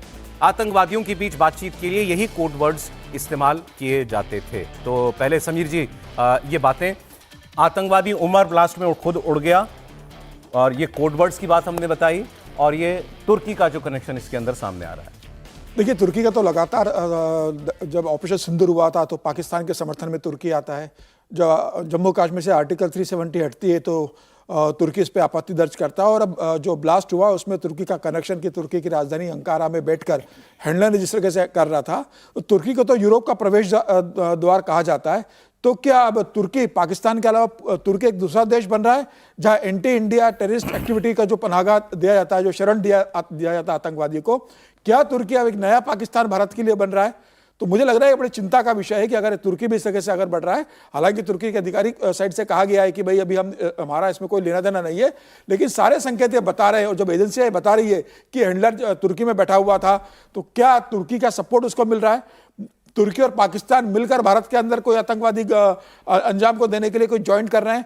चूंकि पाकिस्तान हम नजर में है तो पाकिस्तान के जो आतंकवादी है, क्या उन्हें पाकिस्तान तुर्की में शिफ्ट कर रहा है? वो तुर्की को नया गड्ढा बना रहा है भारत के खिलाफ। लेकिन तुर्की को यह मालूम है कि इससे हमारी बदनामी बहुत हो रही है, तभी ये रिबटल आया उनका तुरंत। नहीं, ये तो ठीक है कि इनकी बदनामी हो रही है, लेकिन तुर्की का जो स्टैंड रहा है भारत के खिलाफ हमेशा से लेकर, वो जगजा ही रहे। भारत को भी पता है कि तुर्की किस तरह से एंटी इंडिया एक्टिविटी में शामिल रहा और किस तरीके से वो पाकिस्तान को सपोर्ट करता रहा है। तो मुझे लग रहा है कि अब भारत सरकार इस पर विचार करेगी। जिस तरीके से पाकिस्तान को सबक सिखाया था, तो भारतीय सेना, भारत की सरकार इतनी सक्षम है कि अगर भारत को लगेगा कि पाकिस्तान को छोड़कर अगर तुर्की एक एंटी इंडिया मूवमेंट का नया सेंटर बन रहा है, टेररिस्ट को पनाह देने वाला नया सेंटर बन रहा है, तो भारतीय सेना को वहां पर भी घर में घुसकर मारने में समय नहीं लगेगा, जो पाकिस्तान में भारत ने किया था। तो मुझे लग रहा है कि भारत सरकार इस पर जरूर विचार करेगी। लेकिन जहां तक अभी ये डॉक्टर की महिला की बात आ रही है, खबर ये भी आ रही है, मैडम सर्जन, हाँ, एक पाकिस्तान कश्मीर का न्यूज़पेपर में सुबह देख रहा था, तो उसमें ये कहा गया था कि एक बड़ा पैसों का हवाला का नेटवर्क भी ये लोग कंट्रोल कर रहे थे। दिल्ली में इन्होंने बड़ा पैसा इकट्ठा किया था सारे लोगों को प्रोवाइड करने के लिए। खबर उसमें ये है, पैसे की बात भी बता दूं आपको, इन्होंने आपस में 20 लाख रुपए जमा किए थे। बिल्कुल 20 लाख रुपीस ये लोग जमा कर चुके थे। उसमें कुछ जगह पे ऐसी भी जानकारी आ रही है कि उसके वजह से मोटा चंक जो है इस महिला ने दिया था डॉक्टर शाहीन शाहिदा ने, जो लखनऊ की रहने वाली है। और ये डॉक्टर मुजम्मिल, डॉक्टर उमर जो फट गया जिसने ब्लास्ट कर दिया, ये महिला शाहीन शाहिदा और डॉक्टर आदिल जो सहारनपुर से पकड़ा गया, ये 4 का ग्रुप था। और ये पैसे जमा करके इन्होंने दिए थे उमर को, उमर वही ब्लास्ट करने वाला डॉक्टर। ये 20 लाख रुपए जमा करके इन्होंने उमर को दे दिए थे। और इस पैसे से ये लोग जो है, ये 2 साल से या कुछ महीनों से ये विस्फोटक जो है खरीद रहे थे। और ये भी एक आंकड़ा है कि 3 लाख रुपए कुल जो है इन्होंने विस्फोटक जमा करने में लगाया था। मतलब इनके पास पैसा और अभी बाकी था, 3 लाख रुपए का अमोनियम नाइट्रेट और बाकी चीजें। हवाला से भी पैसा दिल्ली आ गया, बिल्कुल हो सकता है वो। ये फंडिंग में और कहां से हुई ये तो पता लगेगा, लेकिन 20 लाख रुपए उन्होंने जुटाया था। दूसरा, इनके बीच पैसों को लेकर डिस्प्यूट भी हुआ, झगड़ा भी हुआ था। मुजम्मिल और उमर के बीच पैसों को लेकर कुछ झगड़ा भी हुआ था कि भाई पैसे का ठीक इस्तेमाल हो रहा है कि नहीं हो रहा। एक ये बात सामने आई थी। और दूसरा, इनकी तैयारी के बारे में ये भी पता लग रहा है, एक कि पहले ये 26 जनवरी पर करना चाहते थे, नहीं हो पाया। फिर उन्होंने दिवाली का वेट किया, नहीं हो पाया। फिर अब इनकी जो अगली तारीख थी वो थी, सर बाबरी मस्जिद वाली तारीख क्या है? 6 दिसंबर इनकी अगली तारीख थी कि 6 दिसंबर को हम कुछ बड़ा करेंगे। और उसमें ये अयोध्या का भी नाम लिया जा रहा है। 4 शहरों के लिए 2-2 आतंकवादियों की टीमें बनाई जानी थी, यानी 8 लोग, उनमें से 2-2 का ग्रुप बना के अलग अलग शहरों में जाते और सीरियल ब्लास्ट करते देश के अंदर। ये इनकी पूरी जो है वो तैयारी थी। मैं आपको लेकर इस डॉक्टर शाहीन से ही जोड़ी एक और बात भी बता दूं, ये जो कोड नेम दिया गया मैडम सर्जन, ये इसको जैश ए मोहम्मद ने दिया था। शाहीन के मिशन का नाम था ऑपरेशन हमदर्द, नाम ऑपरेशन हमदर्द, और काम इनका था ब्लास्ट करना। इसको मुस्लिम महिलाओं को रिक्रूट भी करना था, डॉक्टर शाहीन शाहिदा को। ऑपरेशन हमदर्द को इन्होंने 3 कैटेगरी में बांटा था। पहली कैटेगरी में आर्थिक रूप से बहुत कमजोर महिलाएं, दूसरी कैटेगरी में जो वो महिलाएं जो बुर्का नहीं पहनती, तो उनको रेडिकलाइज करो, बुर्का पहनो। और तीसरी कैटेगरी वो थी ऐसी महिलाएं जो आसानी से जिहाद के लिए तैयार हो जाएं, जैसे ये खुद जो है वो तैयार हो चुकी थी। फिर सर मैं बार बार कह रहा हूं त्रिपाठी जी, मुझे सबसे डिस्टर्बिंग इस पूरे जितने नाम आए हैं, सबसे डिस्टर्बिंग नाम इस महिला का लगता है। नहीं, इसमें जरा सा भी संदेह नहीं है। और शाहीन का जो कैरेक्टर है वो कितना खतरनाक है और कैसे हमारे देश की मुस्लिम लड़कियां वो ब्रेन वॉश होकर आतंकवादी डॉक्टर बन सकती हैं, इसका भी एक बड़ा प्रमाण है। अब वो किस समय वो किसके संपर्क में आई वो तो बहुत पीछे से पता चलेगा, तब शायद पता चल पाए, क्योंकि 2012 के पहले की कहानी अभी भी बहुत ठीक से नहीं पता चल रही है। जो समय था जिस वक्त वो अपने पति से अलग हो गई, उसका पति बता रहा है कि ये तो ऑस्ट्रेलिया या यूरोपियन कंट्री में जाकर बसना चाहती थी जिससे लाइफस्टाइल अच्छी हो, थोड़ा अच्छा जीवन मिले। बुर्का पहनती नहीं थी हॉस्पिटल में, मेडिकल की पढ़ाई के समय में बुर्का पहनने में इसको बहुत इंटरेस्ट नहीं हुआ करता। बहुत रिलीजियस नहीं थी, मतलब कोई इस्लाम या उसके हिसाब से बहुत नहीं रहती थी। अचानक उस महिला को क्या हुआ कि वो पति छोड़ देती है। शायद पति छोड़ा ही इसलिए होगा क्योंकि उस मकसद पर निकल चुकी थी। फिर आप जरा सोचिए, लेकिन उसके हस्बैंड ने कहा कि बहुत वैसी नहीं थी, मतलब अतिवादी नहीं थी उस वक्त। मैं इसीलिए कह रहा हूं कि उस वक्त तो नहीं थी, वही वो टाइम है जिसको सही से ही पता चले, क्योंकि पति को तो वो पता है जो उसने बताया। लेकिन क्या उसी वक्त वो शुरू हो चुका था? क्योंकि अगर वो नहीं होता तो भला कौन सी ऐसी हृदयहीन महिला होगी कि अपने बच्चों से बात न करे, पति से तो अलग होना होता है। इसका मतलब ये कि इसके लिए कोई कुछ रह ही नहीं गया था। 12 साल से उसने अपने बच्चों से बात नहीं की। और ये आप बता रहे हैं पैसे इकट्ठा किए, ये करना था, वो करना था। सबसे खतरनाक जो काम था जिसका जिक्र करना जरूरी है, हिंदू बच्चियों को मुस्लिम लड़कों के प्रेम जाल में फंसाकर उनको इस्लाम के दायरे में लाने की कोशिश करना, जो सबसे ज्यादा खतरनाक है। और ये जो जब इसने बुर्का पहनना शुरू किया, आप तो खैर ये मतलब एक तरह से कहें कि ये तो डिपार्टमेंट की हेड थी ना, बहुत सीनियर डॉक्टर थी, कोई जूनियर डॉक्टर तो थी नहीं। 2001-2 से तो प्रैक्टिस कर रही है, 2012 के बाद से। तो मुझे लगता है कि ये कितना बड़ा खतरा है इसका सिर्फ हम अनुमान भर लगा पा रहे हैं। और ये नेटवर्क देश के किस किस हिस्से में होगा, कहां कहां होगा। अब एक डॉक्टर का आया, उसकी मैं कहानी पढ़ रहा था कि उसको रिकमेंड किसी हिंदू डॉक्टर ने किया, उसके बाद उसको जब निमंत्रण देना हुआ तो अपने डिपार्टमेंट हेड तक को उसने नहीं बुलाया। तो कई बार ये लगता है कुछ तो खतरनाक है जो हमारे देश में चल रहा है और जिसको हम सबको सतर्क रहना पड़ेगा। एक बड़ी खबर बता रहा हूं, ये अल फलाह यूनिवर्सिटी जो इन सबके गैंग का, आतंकवादियों का गैंग जहां बना हुआ था, और उसकी जांच ईडी करेगी। बड़ी खबर है, अल फलाह यूनिवर्सिटी की जांच ईडी करेगी। टेरर फंडिंग और मनी ट्रेल की जांच की जाएगी। इन डॉक्टरों के वित्तीय लेन देन की भी जांच होगी। और अभी तो वहां पर क्योंकि इतना फोकस है उस यूनिवर्सिटी पर जांच एजेंसियों का, तो वहां कितने लोगों से बात हुई, कितने लोगों को हिरासत में लिया, ये भी पूरी तरह चीजें सामने नहीं आ रही हैं। कुछ एक डॉक्टर है, डॉक्टर निसार, वो बताया जा रहा है फरार है। एक ऐसा डॉक्टर है जो कश्मीर में एंटी इंडिया एक्टिविटीज की वजह से सरकारी नौकरी से बर्खास्त हुआ और उसको इस यूनिवर्सिटी ने अपने यहाँ पर नौकरी पर रखा। तो एक उसकी भी व्यक्ति की तलाश हो रही है। यहाँ जो इमाम था, जो अल फलाह यूनिवर्सिटी में जो मस्जिद है, उसका जो इमाम था, मेवात का रहने वाला है, उसको भी जो है गिरफ्तार किया है। तो अल फलाह यूनिवर्सिटी में केवल ये 3-4 डॉक्टर जिनके नाम हम बार बार ले रहे हैं वही नहीं है, और बहुत से लोग हैं जो इनके संपर्क में थे या इनके साथी थे। उनकी फिलहाल कुछ लोगों की अरेस्टिंग हुई है, कुछ लोग डिटेन किए गए हैं। और अल फलाह यूनिवर्सिटी की पूरे एक प्रॉपर जांच ईडी करेगी कि भाई ये भी तो पता लगे कि यहीं क्यों सब आ रहे थे। अच्छा, आप सोचिए, ये 40%, ये क्योंकि माइनॉरिटी इंस्टीट्यूशन है, 40% रिजर्वेशन यहां पर मुस्लिम्स के लिए था, और उसमें भी 10% कश्मीर के लोग थे। ओवरऑल यूनिवर्सिटी के अंदर 10% एडमिशन कश्मीरियों के थे और 40% मुस्लिमों के लिए थे।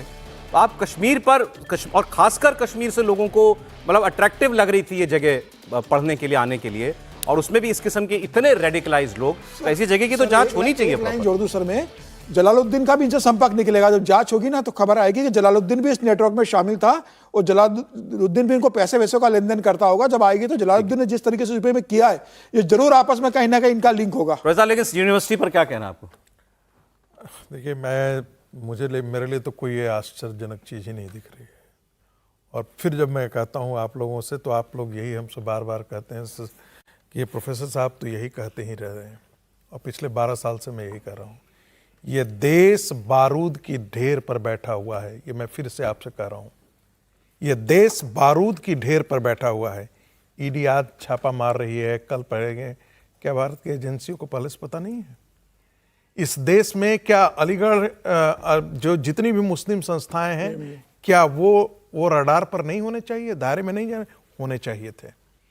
आज ही मुझे नेपाल से खबर आई, सुबह सुबह नेपाल के एक व्यक्ति ने कहा, हमारे यहाँ बीरगंज और काठमांडू में ऐसी 2 यूनिवर्सिटी हैं जहाँ पर यही होता है, और उसके रास्ते जो आपको मधेसी वाला पूरा इलाका है भारत से सटा हुआ, उसमें सारे के सारे ऐसे ही तरह के टेररिस्ट एक्टिविटीज का वो गढ़ हो रहा है। आपके देश के लिए खतरा है, हमारे देश के लिए भी खतरा है, आपके देश के लिए भी खतरा है। इसलिए आप जांच इस चीज को देखिए। मैं बताऊं, कल मैं आपको एक छोटा सा एक बता देता हूं। एक व्यक्ति का एडमिशन होता है, 6 महीने बाद 7 महीने बाद पता लगता है कि वो उसका टेररिस्ट लिंक है और वो कश्मीर से जुड़ा हुआ है। तो आज के दिन में ये समझ में नहीं आ रहा है। मैं बार बार कहता हूं कि जब इस देश की संस्थाएं गूंगी और बाहरी हो जाती हैं, जब उनको कहा जाता है कि भाई हाँ अपना परिचय बताओ, तब इस देश का सारा मानव अधिकार जाग पड़ता है। प्रोफेसर, क्योंकि ये बहस बहुत बड़ी है, मैं भी कल से सुन रहा हूं। सुने तुम मेरी बात, ये बहस क्या है? मैं कल देख रहा था एक टीवी चैनल पर एक बहस चल रही थी, उसमें 2 पक्ष थे। एक सीनियर जर्नलिस्ट इधर थी, दूसरी एक एजुकेशनिस्ट थी। जो जर्नलिस्ट थी वो ये कह रही थी कि भाई इस यूनिवर्सिटी पर तो जरूर कार्रवाई होनी चाहिए, ऐसे डूबियस लोगों को, ऐसे रेडिकलाइज लोगों को इसने जगह दी। कोई क्या इसने बैकग्राउंड चेक किया? जिस आदमी को वहां एंटी इंडिया एक्टिविटीज में निकाला उसको ये नौकरी दे रहा है, तो कुछ भी नहीं आप पड़ताल करते मैं किसको नौकरी पे ले रहा हूं। तो इसका मतलब इसकी टॉप मैनेजमेंट भी कहीं ना कहीं मिली हो सकती है, इसकी प्रॉपर जांच हो, और अगर कुछ निकले तो बंद कर दो इस यूनिवर्सिटी को। दूसरा पक्ष ये था कि भाई निकले उसमें 4 बैड एप्पल, सड़े हुए सेब निकल गए, लेकिन इसका खामियाजा बाकी बच्चों को क्यों मिले जो वहां पढ़ने के लिए आते हैं? और अगर कश्मीर भी हमारे देश का हिस्सा है ना, तो वो अगर वहां से आ रहा है वो किसी देश के दूसरे हिस्से में पढ़ाई करने के लिए, तो हर जगह उसको आप संदिग्ध के तरीके से तो नहीं देख सकते। तो ये इसमें बहुत सोच समझ के कुछ मैं बस निष्कर्ष दो निकालना बातें पड़ेगा ना सर। एटीएस गुजरात ने जिसको पकड़ा, उसका बैकग्राउंड के बारे में हम लोगों ने चर्चा किया। वो जमात के लिए गया था। ये जमात शब्द किसके लिए होता है? जो तबलीगी है, तबलीगी जो इंडोक्ट्रिनेशन करता है वो जमात होता है। और वो उसका लिंक कहां था, उसकी ट्रेनिंग कहां हो रही थी? पश्चिम बंगाल में हो रही थी। और उसका आपने देखा होगा कश्मीर के अंदर पिछले दिन छापा कहां, कल छापा कहां मारा गया है? जमीयत इस्लाम के हेडक्वार्टर पर, जमीयत इस्लाम के दफ्तरों पर मारा गया है। जमीयत इस्लाम किससे जुड़ा हुआ है? देवबंद से जुड़ा हुआ है। मैं बार बार कह रहा हूं, जब तक इस उसके स्रोत को जड़ों तो में करे ना प्रोफेसर साहब, आप जमाते तबलीगी जमात को बैन कर दीजिए। सऊदी अरब ने बैन किया हुआ है, देश में बहुत सारे मुस्लिम लोग देशों में तबलीगी, लेकिन क्यों नहीं, तबलीगी जमात का हेडक्वार्टर दिल्ली में है, ठीक। सब कहते हैं, हमारे एक साथी बताते थे कि इसको हम तबलीगी जमात को बोलते हैं, ये अल्लाह मियां की पुलिस है, कट्टर बनाती है, उस वैसे रहो, वैसे बातें करो। सुने तो लेकिन आप कोरोना याद कीजिए, कोरोना में तबलीगी जमात का नाम आया कि इनके लोग देशों में घूम घूम के कोरोना वायरस फैला रहे थे। और जब ज्यादा बात हो गई तो क्या खबर आई थी कि सरकार में बैठे बहुत सीनियर व्यक्ति, में नाम नहीं ले रहा हूं, याद करेंगे तो आ जाएगा आपको याद, मुझे भी याद है। वो जाके हेडक्वार्टर में जाके वो जो प्रमुख है उनसे मुलाकात की कि हमें आपकी मदद चाहिए। तो तबलीगी जमात को हमारे यहां पर अगर आपराधिक नजर से देखा जा रहा होता, जैसे कुछ देखो में देखा जा रहा है, तो इतना पैम्पर नहीं किया जाता। हमारे तो पैम्पर होता है सर। देवबंद का आपका मदरसा यहीं पर बैठा हुआ देवबंद है, नहीं देवबंद है, बिल्कुल। एक बार विजय जी, मैं कह रहा हूँ बहुत सारी बातें हैं, जिसमें बहुत सारी बातें ठीक है, बहुत सारी बातें हम लोग जैसे सुनते हैं वैसे करते हैं। पहली बात है कि जिम्मेदार कौन है। आपने अल फलाह यूनिवर्सिटी की बात की, इसका रजिस्ट्रेशन रिकग्निशन कब हुआ? 2015 में।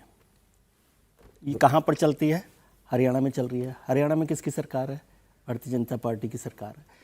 सवाल भारतीय जनता पार्टी सरकार का नहीं है। क्या सरकारें डे टू डे बेसिस पे या इस तरह के जो इंस्टीट्यूशंस होते हैं उन पे कोई निगाह नहीं होती उनकी? किसी के रिकग्निशन, रिजर्वेशन, इसका मतलब क्या होता है? मान लीजिए कोई गलत एडमिशन्स हो रहे हैं, गलत जॉब लोग आ रहे हैं, इतना सारा 2900 किलो वो अमोनियम नाइट्रेट जमा हो गया है। मैं गारंटी कर रहा हूँ कि सौरभ साहब 200 किलो बजरी ले जाइए फरीदाबाद से जयपुर या दिल्ली ले आइए, आप 15 बार पुलिस वाले आपको रोक लेंगे। बिल्कुल, मोटरसाइकिल पर पीछे बैग रख के चलिए तो रोक लेते हैं। तो फिर वो अमोनियम नाइट्रेट वहाँ पर आ रहा है। फिर आपने कहा कि मतलब हम लोग चर्चा कर रहे हैं कि वहाँ पर पाकिस्तान मुस्लिम हैं और 40% रिजर्वेशन है क्योंकि माइनॉरिटी यूनिवर्सिटी है, और 10% कश्मीरी है। तो ये तो नेशनल लेवल पॉलिसी है भारत सरकार की कि कश्मीर के बच्चों को पूरे देश भर में आपको कंसेशन देना है और एडमिशन देना है, ठीक है। तो यदि आप इस पर सवाल कर रहे हैं तो या तो आप कश्मीरियों पर शक कर रहे हैं या फिर यूनिवर्सिटी पर शक करके इस तरह की बात कर रहे हैं। तो इस पर पॉलिसी में होना, मैं इसमें जा नहीं रहा। या तो आप तय कर दो कि नहीं देना है एडमिशन, या देना है कि नहीं देना है। जी बिल्कुल ठीक बात। लेकिन कौन इसकी जांच कर रहा है, क्या कर रहा है? आज हम सारा सीसीटीवी फुटेज दिखा रहे हैं कि वो कार कहाँ से निकली। वो 11 दिन यूनिवर्सिटी में खड़ी थी, तो किसने देखा इसको कि भाई ये 11 दिन कहीं भी गाड़ी खड़ी कर दी? यहाँ इंडिया टीवी के बाहर खड़ी कर दे गाड़ी 2 दिन, तो पुलिस वाला आके पूछ लेगा ना। एक्चुअली ये सारी बातें है ना, इसीलिए तो यूनिवर्सिटी पे भी शक हो रहा है। हाँ, कि तो लोग यूनिवर्सिटी ऐसा भी बताने वाले आ रहे हैं कि भाई ये आदमी 6-6 महीने गायब रहता था। हाँ, लेकिन इसके ऊपर कभी कोई एक्शन नहीं हुआ। हम 2 दिन छुट्टी ले लें तो हम तो यूनिवर्सिटी पर भी ये कहीं ना कहीं इसकी संलिप्तता। सर एक खबर आ रही है, मैं उस पर एक रिपोर्ट हमारे सहयोगी जुड़ रहे हैं। अल फलाह यूनिवर्सिटी का फॉरेंसिक ऑडिट भी होगा और आर्थिक अपराध शाखा भी इसकी जांच करेगी। और एक इंपॉर्टेंट खबर और, ये उमर की एक और गाड़ी की जांच जो है, एक ब्रेजा गाड़ी मारुति की, उसकी जांच भी इस वक्त जो है वो चल रही है। अभय पराशर इस वक्त हमारे साथ जुड़े हुए हैं, उनके पास कुछ और अपडेट हैं। जी अभय बताएं। देखिए, इस पूरी यूनिवर्सिटी की मनी ट्रेलिंग की जांच होगी और अब से थोड़ी देर पहले हरियाणा पुलिस की टीम ऑलरेडी एक अंदर है। और जिस गाड़ी की बात की जा रही थी कि चौथी गाड़ी यानी कि ब्रीजा गाड़ी जो कि शाइन के नाम पर थी, वो गाड़ी भी ये बताया जा रहा है। देखिए अभी यूनिवर्सिटी से ये देखिए कुछ गाड़ियां जो है वो पुलिस की निकल रही हैं, हरियाणा पुलिस की गाड़ी है, हालांकि बिना नंबर प्लेट के यहां पर पुलिस पहुंची हुई थी। अब से थोड़ी देर पहले अल फलाह यूनिवर्सिटी के अंदर हरियाणा पुलिस क्राइम ब्रांच यहां पर कई लोगों से अंदर पूछताछ की गई है। और अब से थोड़ी देर पहले जानकारी मिली है कि जल्द ही ईडी की भी एंट्री इस पूरे केस के अंदर होने वाली है, क्योंकि इस यूनिवर्सिटी के जो डॉक्टर्स हैं, जो डॉक्टर मॉड्यूल यहां पर चल रहा था, उनकी फाइनेंशियल ट्रेल की जांच करनी होगी। और अबे ये मुझे तो बता दें, बताया जाए, आपके सोर्सेस विदेश क्या बता रहे हैं? इस यूनिवर्सिटी में जो भी कुछ हो रहा था उसमें यूनिवर्सिटी प्रशासन का क्या कोई रोल उनको संदिग्ध लगता है? क्योंकि यूनिवर्सिटी की तरफ से तो ये कहा गया कि भाई इन लोगों को, ये हमारे लिए नॉर्मल एम्प्लॉय थे, हमारा इनसे ज्यादा कोई वास्ता नहीं था। सौरभ, बिल्कुल, क्योंकि इसमें अभी समय लगेगा इन्वेस्टिगेशन में, लेकिन बिना प्रशासन की जानकारी के, क्योंकि यूनिवर्सिटी की एक बिल्डिंग के अंदर इस तरह की मीटिंग होना, जो यहाँ की बिल्डिंग नंबर 17 है, उसमें जो मुजम्मिन है उसके कमरे के अंदर ये सभी लोग बैठकर मीटिंग करते थे। यूनिवर्सिटी की लैब से तमाम तरीके के केमिकल जो है, अमोनियम नाइट्रेट जो है, वो छोटी छोटी मात्रा में यूनिवर्सिटी से निकाल के पास के ही एक गांव में मुजम्मिल जो है वो मौलवी के घर में, जो कि किराए पर लिया हुआ था, वहां पर रख रहा था। और पैसों की फंडिंग होना, ये तमाम ऐसी चीज है जिसमें यूनिवर्सिटी के जो चेयरमैन हैं, जो यहाँ की वीसी हैं, उन सबसे धीरे धीरे पूछताछ होगी। और अभी भी अगर आप देखेंगे, ये देखिए हरियाणा पुलिस की एक टीम और अभी यूनिवर्सिटी से बाहर निकल रही है, और बहुत जल्द ईडी के अधिकारी वो भी, क्योंकि फाइनेंशियल ट्रेल की जांच करना बहुत जरूरी है। अबे समय नहीं है मेरे पास, लेकिन बहुत शुक्रिया आपका, आपने बताया बहुत इंपॉर्टेंट बातें हैं कि यूनिवर्सिटी की फंडिंग ईडी की जांच में अब आएगी, मनी ट्रेल के लिए ईडी को इन्वॉल्व किया जाएगा, और अभी फोकस बहुत ज्यादा इस यूनिवर्सिटी के ऊपर है। यूनिवर्सिटी में आखिर ऐसा क्या हो रहा था कि ये इतना खुलेआम ये आतंक का कारोबार कर रहे थे? मैं पहले आपको दिल्ली धमाके में जो हमारी जांच चल रही है और इस ब्लास्ट के बाद जो इंटरनेशनल रिएक्शंस आए हैं उससे जुड़ी एक खबर मैं आपको बता देता हूं। लेकिन अब दिल्ली धमाके के गुनहगारों को ऐसी सजा मिलेगी जो पूरी दुनिया देखेगी, और इसमें अपडेट कल का यह है कि कल सीसीएस की मीटिंग हुई थी, कैबिनेट की मीटिंग हुई थी, उसमें ऑफिशियली दिल्ली धमाके को एक टेररिस्ट एक्ट मान लिया गया है कि यह आतंकी वारदात है। इसका मतलब है आतंकी वारदात, हम तो 10 तारीख से जान रहे हैं, लेकिन सरकार की तरफ से ऑफिशियली ये उसके ऊपर टैग लगाना ये जरूरी इसलिए है कि हमारी अब पॉलिसी है कि एक्ट ऑफ टेरर मतलब एक्ट ऑफ वॉर। इसीलिए सरकार की तरफ से वो बात अगर कही गई है तो ये मायने रखता है। एक बात तो ये। अब इसके बाद अमेरिका का रिएक्शन मैं आपको दिखाता हूं। दुनिया भर के देशों ने इसकी निंदा की है, हमारे साथ उन्होंने अपना सपोर्ट जो है वो जाहिर किया है। अब मार्को रूबियो जो विदेश मंत्री हैं अमेरिका के, इनसे सवाल हुआ कि साहब भारत ने कहा कि ये आतंकी हमला है, तो क्या आपको लगता है कि इसमें एक बार फिर भारत और पाकिस्तान के बीच कोई जंग छिड़ जाने का या दोनों के भारत की किसी कार्रवाई का कोई अंदेशा है? पोटेंशियल शब्द इस्तेमाल किया उन्होंने, क्या इसके और बड़े रूप ले लेने का पोटेंशियल है? तो उनका जवाब महत्वपूर्ण है। उन्होंने कहा हाँ, इसमें पोटेंशियल है। मतलब वो ये कह रहे हैं कि ये बात बड़ी हो सकती है, लेकिन फिर उन्होंने आगे कहा कि मुझे कि हम गौर से देख रहे हैं, और जो जांच कर रही हैं भारत की एजेंसियां बहुत प्रोफेशनल जांच इसकी कर रही हैं, और हमें उम्मीद है कि जल्द वो किसी निष्कर्ष पर पहुंच जाएंगे। आप सुन लीजिए, फिर हम इसके बारे में और बात करेंगे। Yeah, we're aware of the potential that holds, but I think the Indians need to be commended. They've been very measured and cautious and very professional in how they're carrying out this investigation. That investigation continues. It clearly was a terrorist attack, and it was a car loaded with highly explosive materials that detonated and killed a lot of people.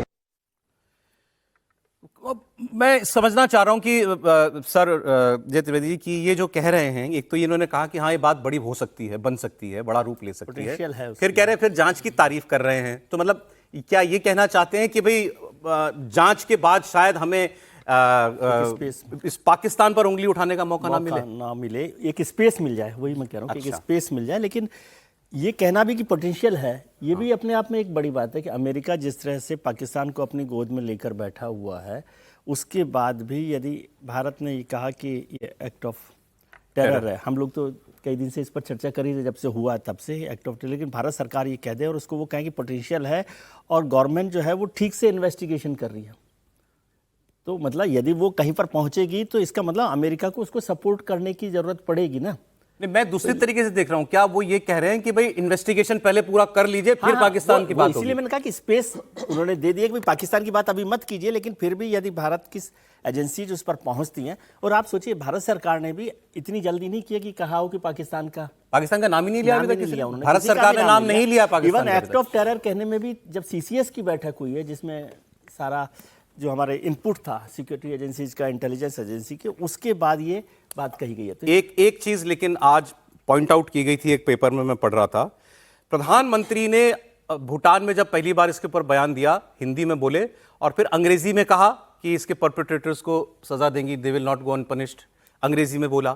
फिर कल जो CCS की briefing हुई, मतलब cabinet committee on security की meeting के बाद जो उसका आगे प्रेस कॉन्फ्रेंस में बताया गया, उसमें भी बाकी बातें हिंदी में बताई गई, केवल यही वाक्य इंग्लिश में बताया गया कि कैबिनेट में अंग्रेजी में यह बात कही गई है कि इसके पीछे जो लोग हैं वो बख्शे नहीं जाएंगे, कि भाई ताकि दुनिया के लिए, पूरी दुनिया, भारत सरकार का रुख दुनिया भर में समझ में आ जाना चाहिए कि क्या रुख है और हम कहां तक जा सकते हैं, ये इसको समझने की जरूरत है। ठीक है। और पाकिस्तान, इसीलिए अमेरिका ने कहा कि भाई ठीक है, अब जब आ जाएगी बात उसके बाद देखेंगे। लेकिन अभी आपको अमेरिका का रवैया ऐसा नहीं लग रहा कि वो अभी से कुछ बीच बचाव करने या दबाव बनाने की उसमें हो कि भाई दबाव बनाने के लिए, लेकिन फिर भी वो स्पेस बनाने रखना चाहता है। अब मैं आपको एक हमारे यहाँ की एक नेता का एक बयान सुनाता हूं। एक लाइन सौरभ जी, देखिए अमेरिका को वैसे तो इधर जो उसकी हरकतें रही बड़ी खराब रही, लेकिन आप ट्रंप के इधर के बयान को देखिए, वो भी स्पेस चाह रहा है कि भारत से वो अपना ट्रेड डील कर ले।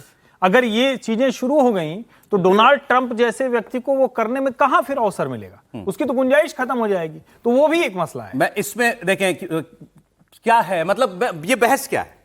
बहस ये है कि ये आतंकवादी कश्मीर के थे, कश्मीर मतलब हमारे थे, भारत के थे, इनकी नेशनैलिटी पे तो कोई शक नहीं है ना। पहलगाम के आतंकवादी पाकिस्तान के नागरिक थे, ये अंतर है। लेकिन क्या इस आतंकवादी हमले में पाकिस्तान का रोल नहीं हो सकता, चाहे ये हिंदुस्तानी हो? सवाल ये है, फाइन लाइन है। अब आप देखो पी चिदम्बरम ने क्या लिखा है इस पे। पी चिदम्बरम ने एक बार होम ग्रोन टेररिस्ट की बात कर दी थी पहलगाम हमले में, क्योंकि बहुत धुलाई हुई थी कि हमला मारने वाले पहलगाम के लोग कौन थे, हिंदुस्तानी थे, पाकिस्तानी थे। उन्होंने कहा था पहले जांच तो कर लो, हमारे अपने भी तो हो सकते हैं। उस वक्त पता, जो एजेंसियां कहती थी कि वो पाकिस्तानी है, बाद में पता भी लग गया जब वो मारे गए तो उनके पास से आई कार्ड वगैरह सब निकले। अब इन्होंने ट्वीट किया कि मैं तो पहले से कह रहा हूं पहलगाम के आतंकी हमले के समय से कि दो किस्म के आतंकवादी होते हैं, फॉरेन ट्रेंड इन्फिल्ट्रेटेड टेररिस्ट, विदेशी जो हमारे यहां घुस के आया, और होम ग्रोन टेररिस्ट, हमारे अपने जो आतंकवादी बन गए। मैंने पार्लियामेंट में भी कहा ऑपरेशन सिंदूर के डिबेट में, तब मेरा बड़ा मजाक उड़ाया गया, मुझे ट्रोल किया गया। लेकिन मैं फिर कहता हूं कि सरकार इतनी खामोश क्यों है? क्योंकि सरकार भी जानती है कि होम ग्रोन टेररिस्ट भी होते हैं, मतलब भारत के नागरिक भी टेररिस्ट बन सकता है। फिर आगे उन्होंने कहा, the point of this tweet is we should ask ourselves what are the circumstances that turn Indian citizens, even educated people, into terrorists. बात यह करिए कि हमारे लोग आतंकवादी क्यों बन रहे हैं और पढ़े लिखे लोग भी आतंकवादी क्यों बन रहे हैं। यह बात चिदम्बरम साहब ने कहना जरूरी समझा इस वक्त। यह आपके पूर्व होम मिनिस्टर है त्रिपाठी जी। देखिए चिदम्बरम जो कह रहे हैं, मैंने तब भी कहा था कि उनकी इस बात में तो किसी को कोई मतलब डिबेट है ही नहीं कि होम ग्रोन टेररिस्ट भी हैं। लेकिन यह भी तो सच है ना कि 370 हटने के बाद होम ग्रोन टेररिस्ट घाटी से खत्म हो गए, अब वहां नहीं होते हैं टेररिस्ट। जो यूपीए सरकार की पॉलिसी थी कि जनाजा निकलता था और लंबी लंबी कतारें जो है वो निकलती थी, नया आतंकवादी पैदा होने की जमीन उसी जनाजे से तैयार हो जाती थी। अब वो नहीं होता, पता भी नहीं चलता कौन मरा, कहां दफनाया गया, किस तरफ मार दिया गया। लेकिन उसके आगे का सवाल है, जब आप ये कह रहे हैं कि अच्छा कौन सी ऐसे सर्कमस्टेंसेज हुए, कौन सी स्थितियां हुई, आपको नहीं पता है। आप तो होम मिनिस्टर हैं। रेडिकल इस्लामिक थॉट प्रोसेस चल रहा है, ये आपको नहीं पता है। ये कोई भारत की तैयार की हुई स्थिति है क्या? क्या ये दुनिया के दूसरे हिस्सों में नहीं हो रहा है? मुझे लगता है तब जाकर आप वो पॉलिटिक्स कर रहे हैं जो देश के लिए खतरनाक है। आप पूर्व गृह मंत्री हैं, आपको ये बताना चाहिए, और आपको बोलते हुए क्यों डर लग रहा है? क्या ये रेडिकल इस्लामिक थॉट प्रोसेस का हिस्सा नहीं है? डॉक्टर शाहीन, उमर, मोहिबियास, जितने नाम इसमें आए हैं, क्या वो नहीं है? और जहां तक रही बात कि हमारे यहां आतंकवादी पैदा हो रहे हैं, इसको लेकर तो पहले दिन से, मतलब जब से हम अलग हुए हैं तब से तो हम उसको झेल ही रहे हैं ना। अभी तक ज्यादा संख्या में हुआ करते थे, अभी तक ज्यादा हम झेलते थे, इधर कुछ उसको हम रोक पाए हैं, पूरी तरह समाप्त तो नहीं कर। मैं आपको बताऊं, ये चिदम्बरम साहब का ये पोस्ट जो है, समझिए ना सर, एक चीज बोल रहा था बस, इनके इस पोस्ट में ईमानदारी क्यों नहीं दिखती मुझे? वो इसलिए नहीं दिखती, 2008 में होम मिनिस्टर बने थे मुंबई हमलों के बाद, और वो पीरियड आप याद कीजिए जब देश के अलग अलग शहरों में बम विस्फोट होते थे। मेरे ख्याल दर्जन भर शहरों में बम विस्फोट हुए थे, हर कुछ महीनों के 16 शहरों में बम विस्फोट हुए थे। तो यूपीए की सरकार थी ना, 10 साल थी यूपीए की सरकार। वो विस्फोट करने वाले कौन थे? वो थे होम ग्रोन टेररिस्ट। क्या नाम था? इंडियन मुजाहिदीन।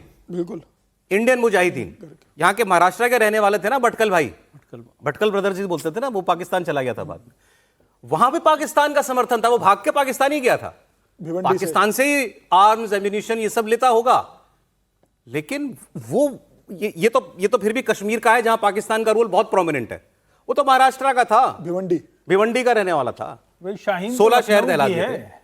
मतलब मैं कह रहा हूं कि ये समस्या वो ऐसा बताना चाह रहे हैं कि जैसे अभी इस दौर की समस्या है, इस दौर की समस्या नहीं है ये। यही मैं कह रहा हूं कि आप उसको बहुत मासूम तरीके से पढ़ रहे हैं। वो क्या कह रहे हैं, ये होम ग्रोन जो टेररिस्ट की बात उन्होंने कही, उसमें आखिरी जो लाइन लिखी है भाई क्यों ऐसा हो रहा है, तो वो आपको ये बताना है। इसका पॉलिटिकल लाइन जो मुझे समझ आई है वो ये है कि ये जो सरकार है वो माइनॉरिटी के खिलाफ जिस तरह से बिहेव कर रही है उस वजह से ये होम ग्रोन टेररिस्ट हो रहे हैं। ये इसकी पॉलिटिकल लाइन है, आप इसको इग्नोर कर रहे हैं या समझ रहे हैं कि आप बिल्कुल वही कह रहे हैं। अब यही हेडलाइन पाकिस्तान में बनेगी सर, यही हेडलाइन बनेगी पाकिस्तान में कि इनके गृह मंत्री कह रहे हैं पूर्व गृह मंत्री केंद्र सरकार के कारण आतंकवादी बन रहे हैं, सरकार की नीतियों की वजह से इस तरह का हो रहा है। तो इसका ये थोड़ा ज्यादा सीरियस मसला है इस तरह की बात करना के। और स्लीपर सेल का जो शब्द है वो तो यूपीए सरकार में चलता था, मुझे याद है होम मिनिस्टर थे चिदम्बरम साहब, तब वहाँ पर होम मिनिस्ट्री में बहुत कवर किया। तो स्लीपर सेल सबसे इंपॉर्टेंट शब्द होता था, क्योंकि जब भी कोई बात होती थी तो भाई स्लीपर सेल को पकड़िए। स्लीपर सेल का मतलब क्या होता है, कोई आतंकवादियों का गिरोह जो छुप के बैठा है, जो छुप के बैठा, जो मतलब हमारा का हो, हमारा हो, तो वो स्लीपर सेल की परेशानी वो है। और इसको इस तरह से कहना कि ये सरकार में हो रहा है, नहीं हो रहा है, या इस सरकार की, उनका कहना है इस सरकार की नीतियों की वजह से ऐसा हो रहा है, ये मैं अभी आपको इसको, और मुझे पहले लगा था कि चलें और बातें वो कर लेंगे, लेकिन मुझे अब लग रहा है ये बात करना जरूरी है। और ये कोइंसिडेंस है कि मैं आपको जो आगे 2 बयान सुनाऊंगा वो भी कांग्रेसी हैं। ये भी कांग्रेस का भी बयान सुना दे, अबू आजमी का भी बयान सुना था। एक से मैं 2 इंपॉर्टेंट लोगों के नाम सुना रहा हूं। महाराष्ट्र के एक मंत्री हैं, वो हैं लीडर हैं कांग्रेस के, हुसैन दलवाई, सीनियर आदमी है, बहुत पुराने आदमी, और कर्नाटका के एक मंत्री हैं, मिनिस्टर जमीर अहमद की बात सुन लीजिए पहले, और फिर आपको सुनाता हूं हुसैन दलवाई। जमीर अहमद की बात सुन लीजिए, इस ब्लास्ट पर क्या बोला। आश्चर्य क्या है, ये बम ब्लास्ट जो हुआ है 10 तारीख को हुआ है, 11 तारीख को चुनाव है बिहार के अंदर। अभी आप भी देखे होंगे हमारा कड़ा माध्यम के अंदर वो लोग बोल रहे थे कुछ पॉलिटिकल है क्या करके, हमको भी ये सुनने को आ रहा है कि इसके अंदर पॉलिटिकल इन्वॉल्वमेंट है करके सुनने को आ रहा है, पक्का नहीं बोलता हूँ। और ये जो भी पॉलिटिकल अगर बेनिफिट को एक आदमी की जान लेना है ना, उसको सही में उसको अच्छा नहीं होता है, कोई भी रहने दो, एनीबडी। और ये 100% एक दिल्ली कैपिटल में हुआ इंसिडेंट, ये दिल्ली कैपिटल में हुआ है। सुना आपने, मंत्री है ये आदमी, 11 को वोटिंग है, 10 को हुआ है, मैं सुन रहा हूं पॉलिटिकल इन्वॉल्वमेंट है, शर्म नहीं आती है? ऐसा आदमी मंत्री बना हुआ है। आप हुसैन दलवाई को सुन लीजिए, हुआ ही हुआ ब्लास्ट, आप बोलना था कुछ, क्या बोले। जो पकड़े गए हैं वो सच उसमें थे क्या? नहीं तो मुसलमान है इसलिए पकड़ते हैं, और उसमें भी पढ़ा लिखा आदमी को पकड़ने का, उनका पूरा जिंदगी खराब करने की, और हिंदू मुसलमान सब हवा करने की, ये बिल्कुल गलत बात है। जो है मैं ये नहीं कहूंगा, अगर मुसलमान है और उसने किया है तो उसके खिलाफ भी कार्रवाई होनी चाहिए, ऐसी कोई बात नहीं है। लेकिन जस्ट मुसलमान है इसलिए किसको कोई ऐसा इनको कोई मिलता नहीं इसलिए किसको भी पकड़ते हैं और ये करते हैं। डीएनए टेस्ट हो चुका है उमर नबी का, जो गाड़ी में विस्फोट किया, उसके अवशेषों से उसकी मां का डीएनए मिल गया हुसैन दलवाई जी। अब क्या कहेंगे आप इनकी पार्टी क्या एक्शन लेगी इनके ऊपर? और भी किसी पार्टी का कोई आदमी बोलता हो तो वो क्या कर रहे हैं? हमारे लिए इतना वो ऐसा क्यों है? वो बोल दिया यार, कोई बात नहीं, बोला किसी ने बोला, इनके ऊपर एक्शन होना चाहिए, नहीं होना चाहिए सर? आप इतना परेशान, मुझे लगता है आप जरूरत से ज्यादा परेशान रहते हैं। आप पिछले दिनों आपने अखबार नहीं पढ़ा? उमर खालिद के लिए एडिटोरियल लिखे गए, आपने नहीं पढ़ा? उमर खालिद के पीएचडी पर एक लेख लिखा, एक प्रतिष्ठित अखबार ने उसे छापा, एडिटोरियल पेज पर छापा है, यह आपने नहीं पढ़ा? उसी के लिए हाई कोर्ट में और सुप्रीम कोर्ट में यहां तक कहा गया कि उन्होंने बोला ही तो है। यदि माननीयों के खिलाफ यदि बोल देते हैं तो कंटेम्प्ट ऑफ कोर्ट हो जाता है। यदि टुकड़े टुकड़े भारत तेरे टुकड़े होंगे इंशाअल्लाह इंशाअल्लाह होता है तो उसके लिए कहा जाता है अरे ये ह्यूमन राइट्स का वायलेशन हो रहा है भाई, और पूरा गिरोह चला जाता है, कोर्ट चला जाता है। कोई एक्शन हुआ है आज तक क्या? आपने अबू आजमी को नहीं सुना? अबू आजमी ने भी वही बोला। यहां जब भी इस्लामिस्ट रेडिकल के खिलाफ कोई कार्रवाई होती है तो पूरा लेफ्ट लिबरल कांग्रेस का इको तंत्र, वो न्यायपालिका से लेकर के ब्यूरोक्रेसी से लेकर के इंटेलेक्चुअल क्लास और पत्रकारिता का गिरोह, जिसे मैं कहता हूं गैंग ऑफ वासेपुर, वो पूरा गैंग ऑफ वासेपुर एक साथ खड़ा होता है और उसके पक्ष में पहले माहौल बनाता है और फिर कहता है कि देखिए ये तो विक्टिमाइजेशन हो रहा है। अरे इंडियन मुजाहिदीन कब पैदा लिया था? सिम्मी कब पैदा लिया हुआ था? जरा बताओ तो सही। सिम्मी से पहले ये भारत सरकार तो थी नहीं थी ना, लेकिन टेरर बॉम्बिंग होते थे या नहीं होते थे? जब 1990 और 1979 के अंदर कश्मीर के अंदर गिलानी यह बोलता था हां हम पाकिस्तानी हैं, और उसके साथ 10,000 की भीड़ कहती थी हम पाकिस्तानी हैं, तब यही कांग्रेस का बहरा नेतृत्व, बहरा समाज चुप्पी और घिग्गी बंधा हुआ रहता था, कोई बोलता नहीं था। आज तो कश्मीर के अंदर तो कोई ये नहीं कर रहा है ना कि हम भारतीय ध्वज को लहराएंगे नहीं। हम क्यों ऐसे भूल जाते हैं कि उसी कश्मीर के अंदर आर्मी के संरक्षण में तिरंगा लाल चौक पर लहराने के लिए पूरी आर्मी की जमा कैंटोनमेंट लगा दिया गया था वहां पे, और तब भी हिम्मत नहीं पड़ रही थी। इसमें शर्मनाक बात यह है, मुझे शर्मनाक है कि इस देश का भूतपूर्व गृह मंत्री बेशर्म और इतनी लज्जा विहीन होकर के ऐसी ऐसी बातें कर रहा है। वो क्या आप कर रहे हैं? आप दुनिया को बता रहे हैं कि भारत के अंदर ऐसी चीजें हो रही हैं, माइनॉरिटीज के खिलाफ कुछ हो रहा है। अरे तो अमेरिका के अंदर क्या हो रहा था? दुनिया के जितने हिस्से हैं वहां पर इसी प्रकार की घटनाएं हैं। क्या सब जगह यही हो रहा है? बता रहा हूं ना, वहां अच्छा किया आपने याद दिला दिया। इससे सबक क्या है? बिल्कुल ये जो कि ये कवर फायर ही तो है, ये जो चिदम्बरम जी कह रहे हैं या ये जो दो कांग्रेस के और नेता कह रहे हैं, कवर फायर ही है कि आतंकवादी पकड़ा गया, देखो देखो देखो इसके आड़ में जो है बेकसूर जो है नहीं, उसके ऊपर कार्रवाई होनी चाहिए। अरे नहीं होनी चाहिए तो सब जानते नहीं होनी चाहिए। अभी उस पर ज्यादा बात करोगे कि जो कार्रवाई जो घटना हुई है उस पर ज्यादा बात करोगे? अब तुर्की इसी स्टेटमेंट उठा लेगा। दूसरा सबक क्या है? एक तो एक एक्शन लेना ही पड़ेगा आपको रेडिकलाइजेशन के खिलाफ। दूसरा सबक यह है कि जो करना है आप ही को करना है, दुनिया में कोई आपकी मदद के लिए नहीं आएगा। बिल्कुल, इसका प्रूफ देता हूं आपको। ट्रंप से 2 दिन पहले व्हाइट हाउस में जाकर के मिला सीरिया का राष्ट्रपति अहमद अल शर्रा, ठीक है, वो तस्वीर दिखा दीजिए। ट्रंप साहब क्या कर रहे हैं इसके साथ? इसको इत्र सेंट परफ्यूम गिफ्ट किया, तो परफ्यूम लगा रहे हैं उसको खुद अपने हाथ से, ठीक है। और फिर उससे पूछते हैं यार ये एक तुम्हारे लिए, एक तुम्हारी बीवी के लिए है। तुम्हारी बीवी है? कितनी बीवी है तुम्हारी? एक। कहना यार मतलब about you people I never know. वो कह रहे हैं एक से ज्यादा भी हो सकती है तुम्हारी। हंसी मजाक चल रहा है साहब, हंसी मजाक चल रहा है। ये अभी एक सिविल वॉर में जीत गया तो राष्ट्रपति बन गया। अब वो इसके लिए पोस्टर लगाया था इसी आदमी के लिए रिवॉर्ड का $10 मिलियन, $10 मिलियन, $1 करोड़, $1 करोड़ का इनाम का पोस्टर इसी आदमी के लिए अमेरिका ने लगाया था। ये आपके सामने है रिवॉर्ड, वॉशिंगटन डीसी यूएसए। उसमें यह भी लिखा है क्या? We remain committed to bringing leading AQS Al Qaeda in Syria figures to justice. ये अलकायदा इन सीरिया का लीडर था। 1 करोड़ डॉलर का इनाम इस आदमी पे जिस पे रखा था, आज ट्रंप उसको परफ्यूम लगा रहा है व्हाइट हाउस बुला के। कोई आपकी मदद करेगा? इससे जवाब नहीं मिल गया उस बात का कि क्यों पाकिस्तान में बैठे आतंकवादियों पर कोई कार्रवाई अमेरिका नहीं करता। एक लाइन जोड़ू, 9/11 से पहले अमेरिका ने कब गंभीरता से लिया? जब उसके पेंटागन के ध्वस्त हो गए, वर्ल्ड ट्रेड टावर ध्वस्त हो गया, तब उसको इस्लामिक रेडिकलिज्म पता लगा। ये है सर दुनिया की हकीकत। उस समय तक तो लॉ एंड ऑर्डर की प्रॉब्लम बोलते थे। वाजपेयी जी ने उस समय पहले कहा था कि टेररिज्म रीजनल एंड लोकल, तो वो अमेरिका का उस समय तक तो ये था ही नहीं। त्रिपाठी जी देख लिया आपने? नहीं, मतलब ये तो बड़ा साफ साफ दिखता है कि अमेरिका।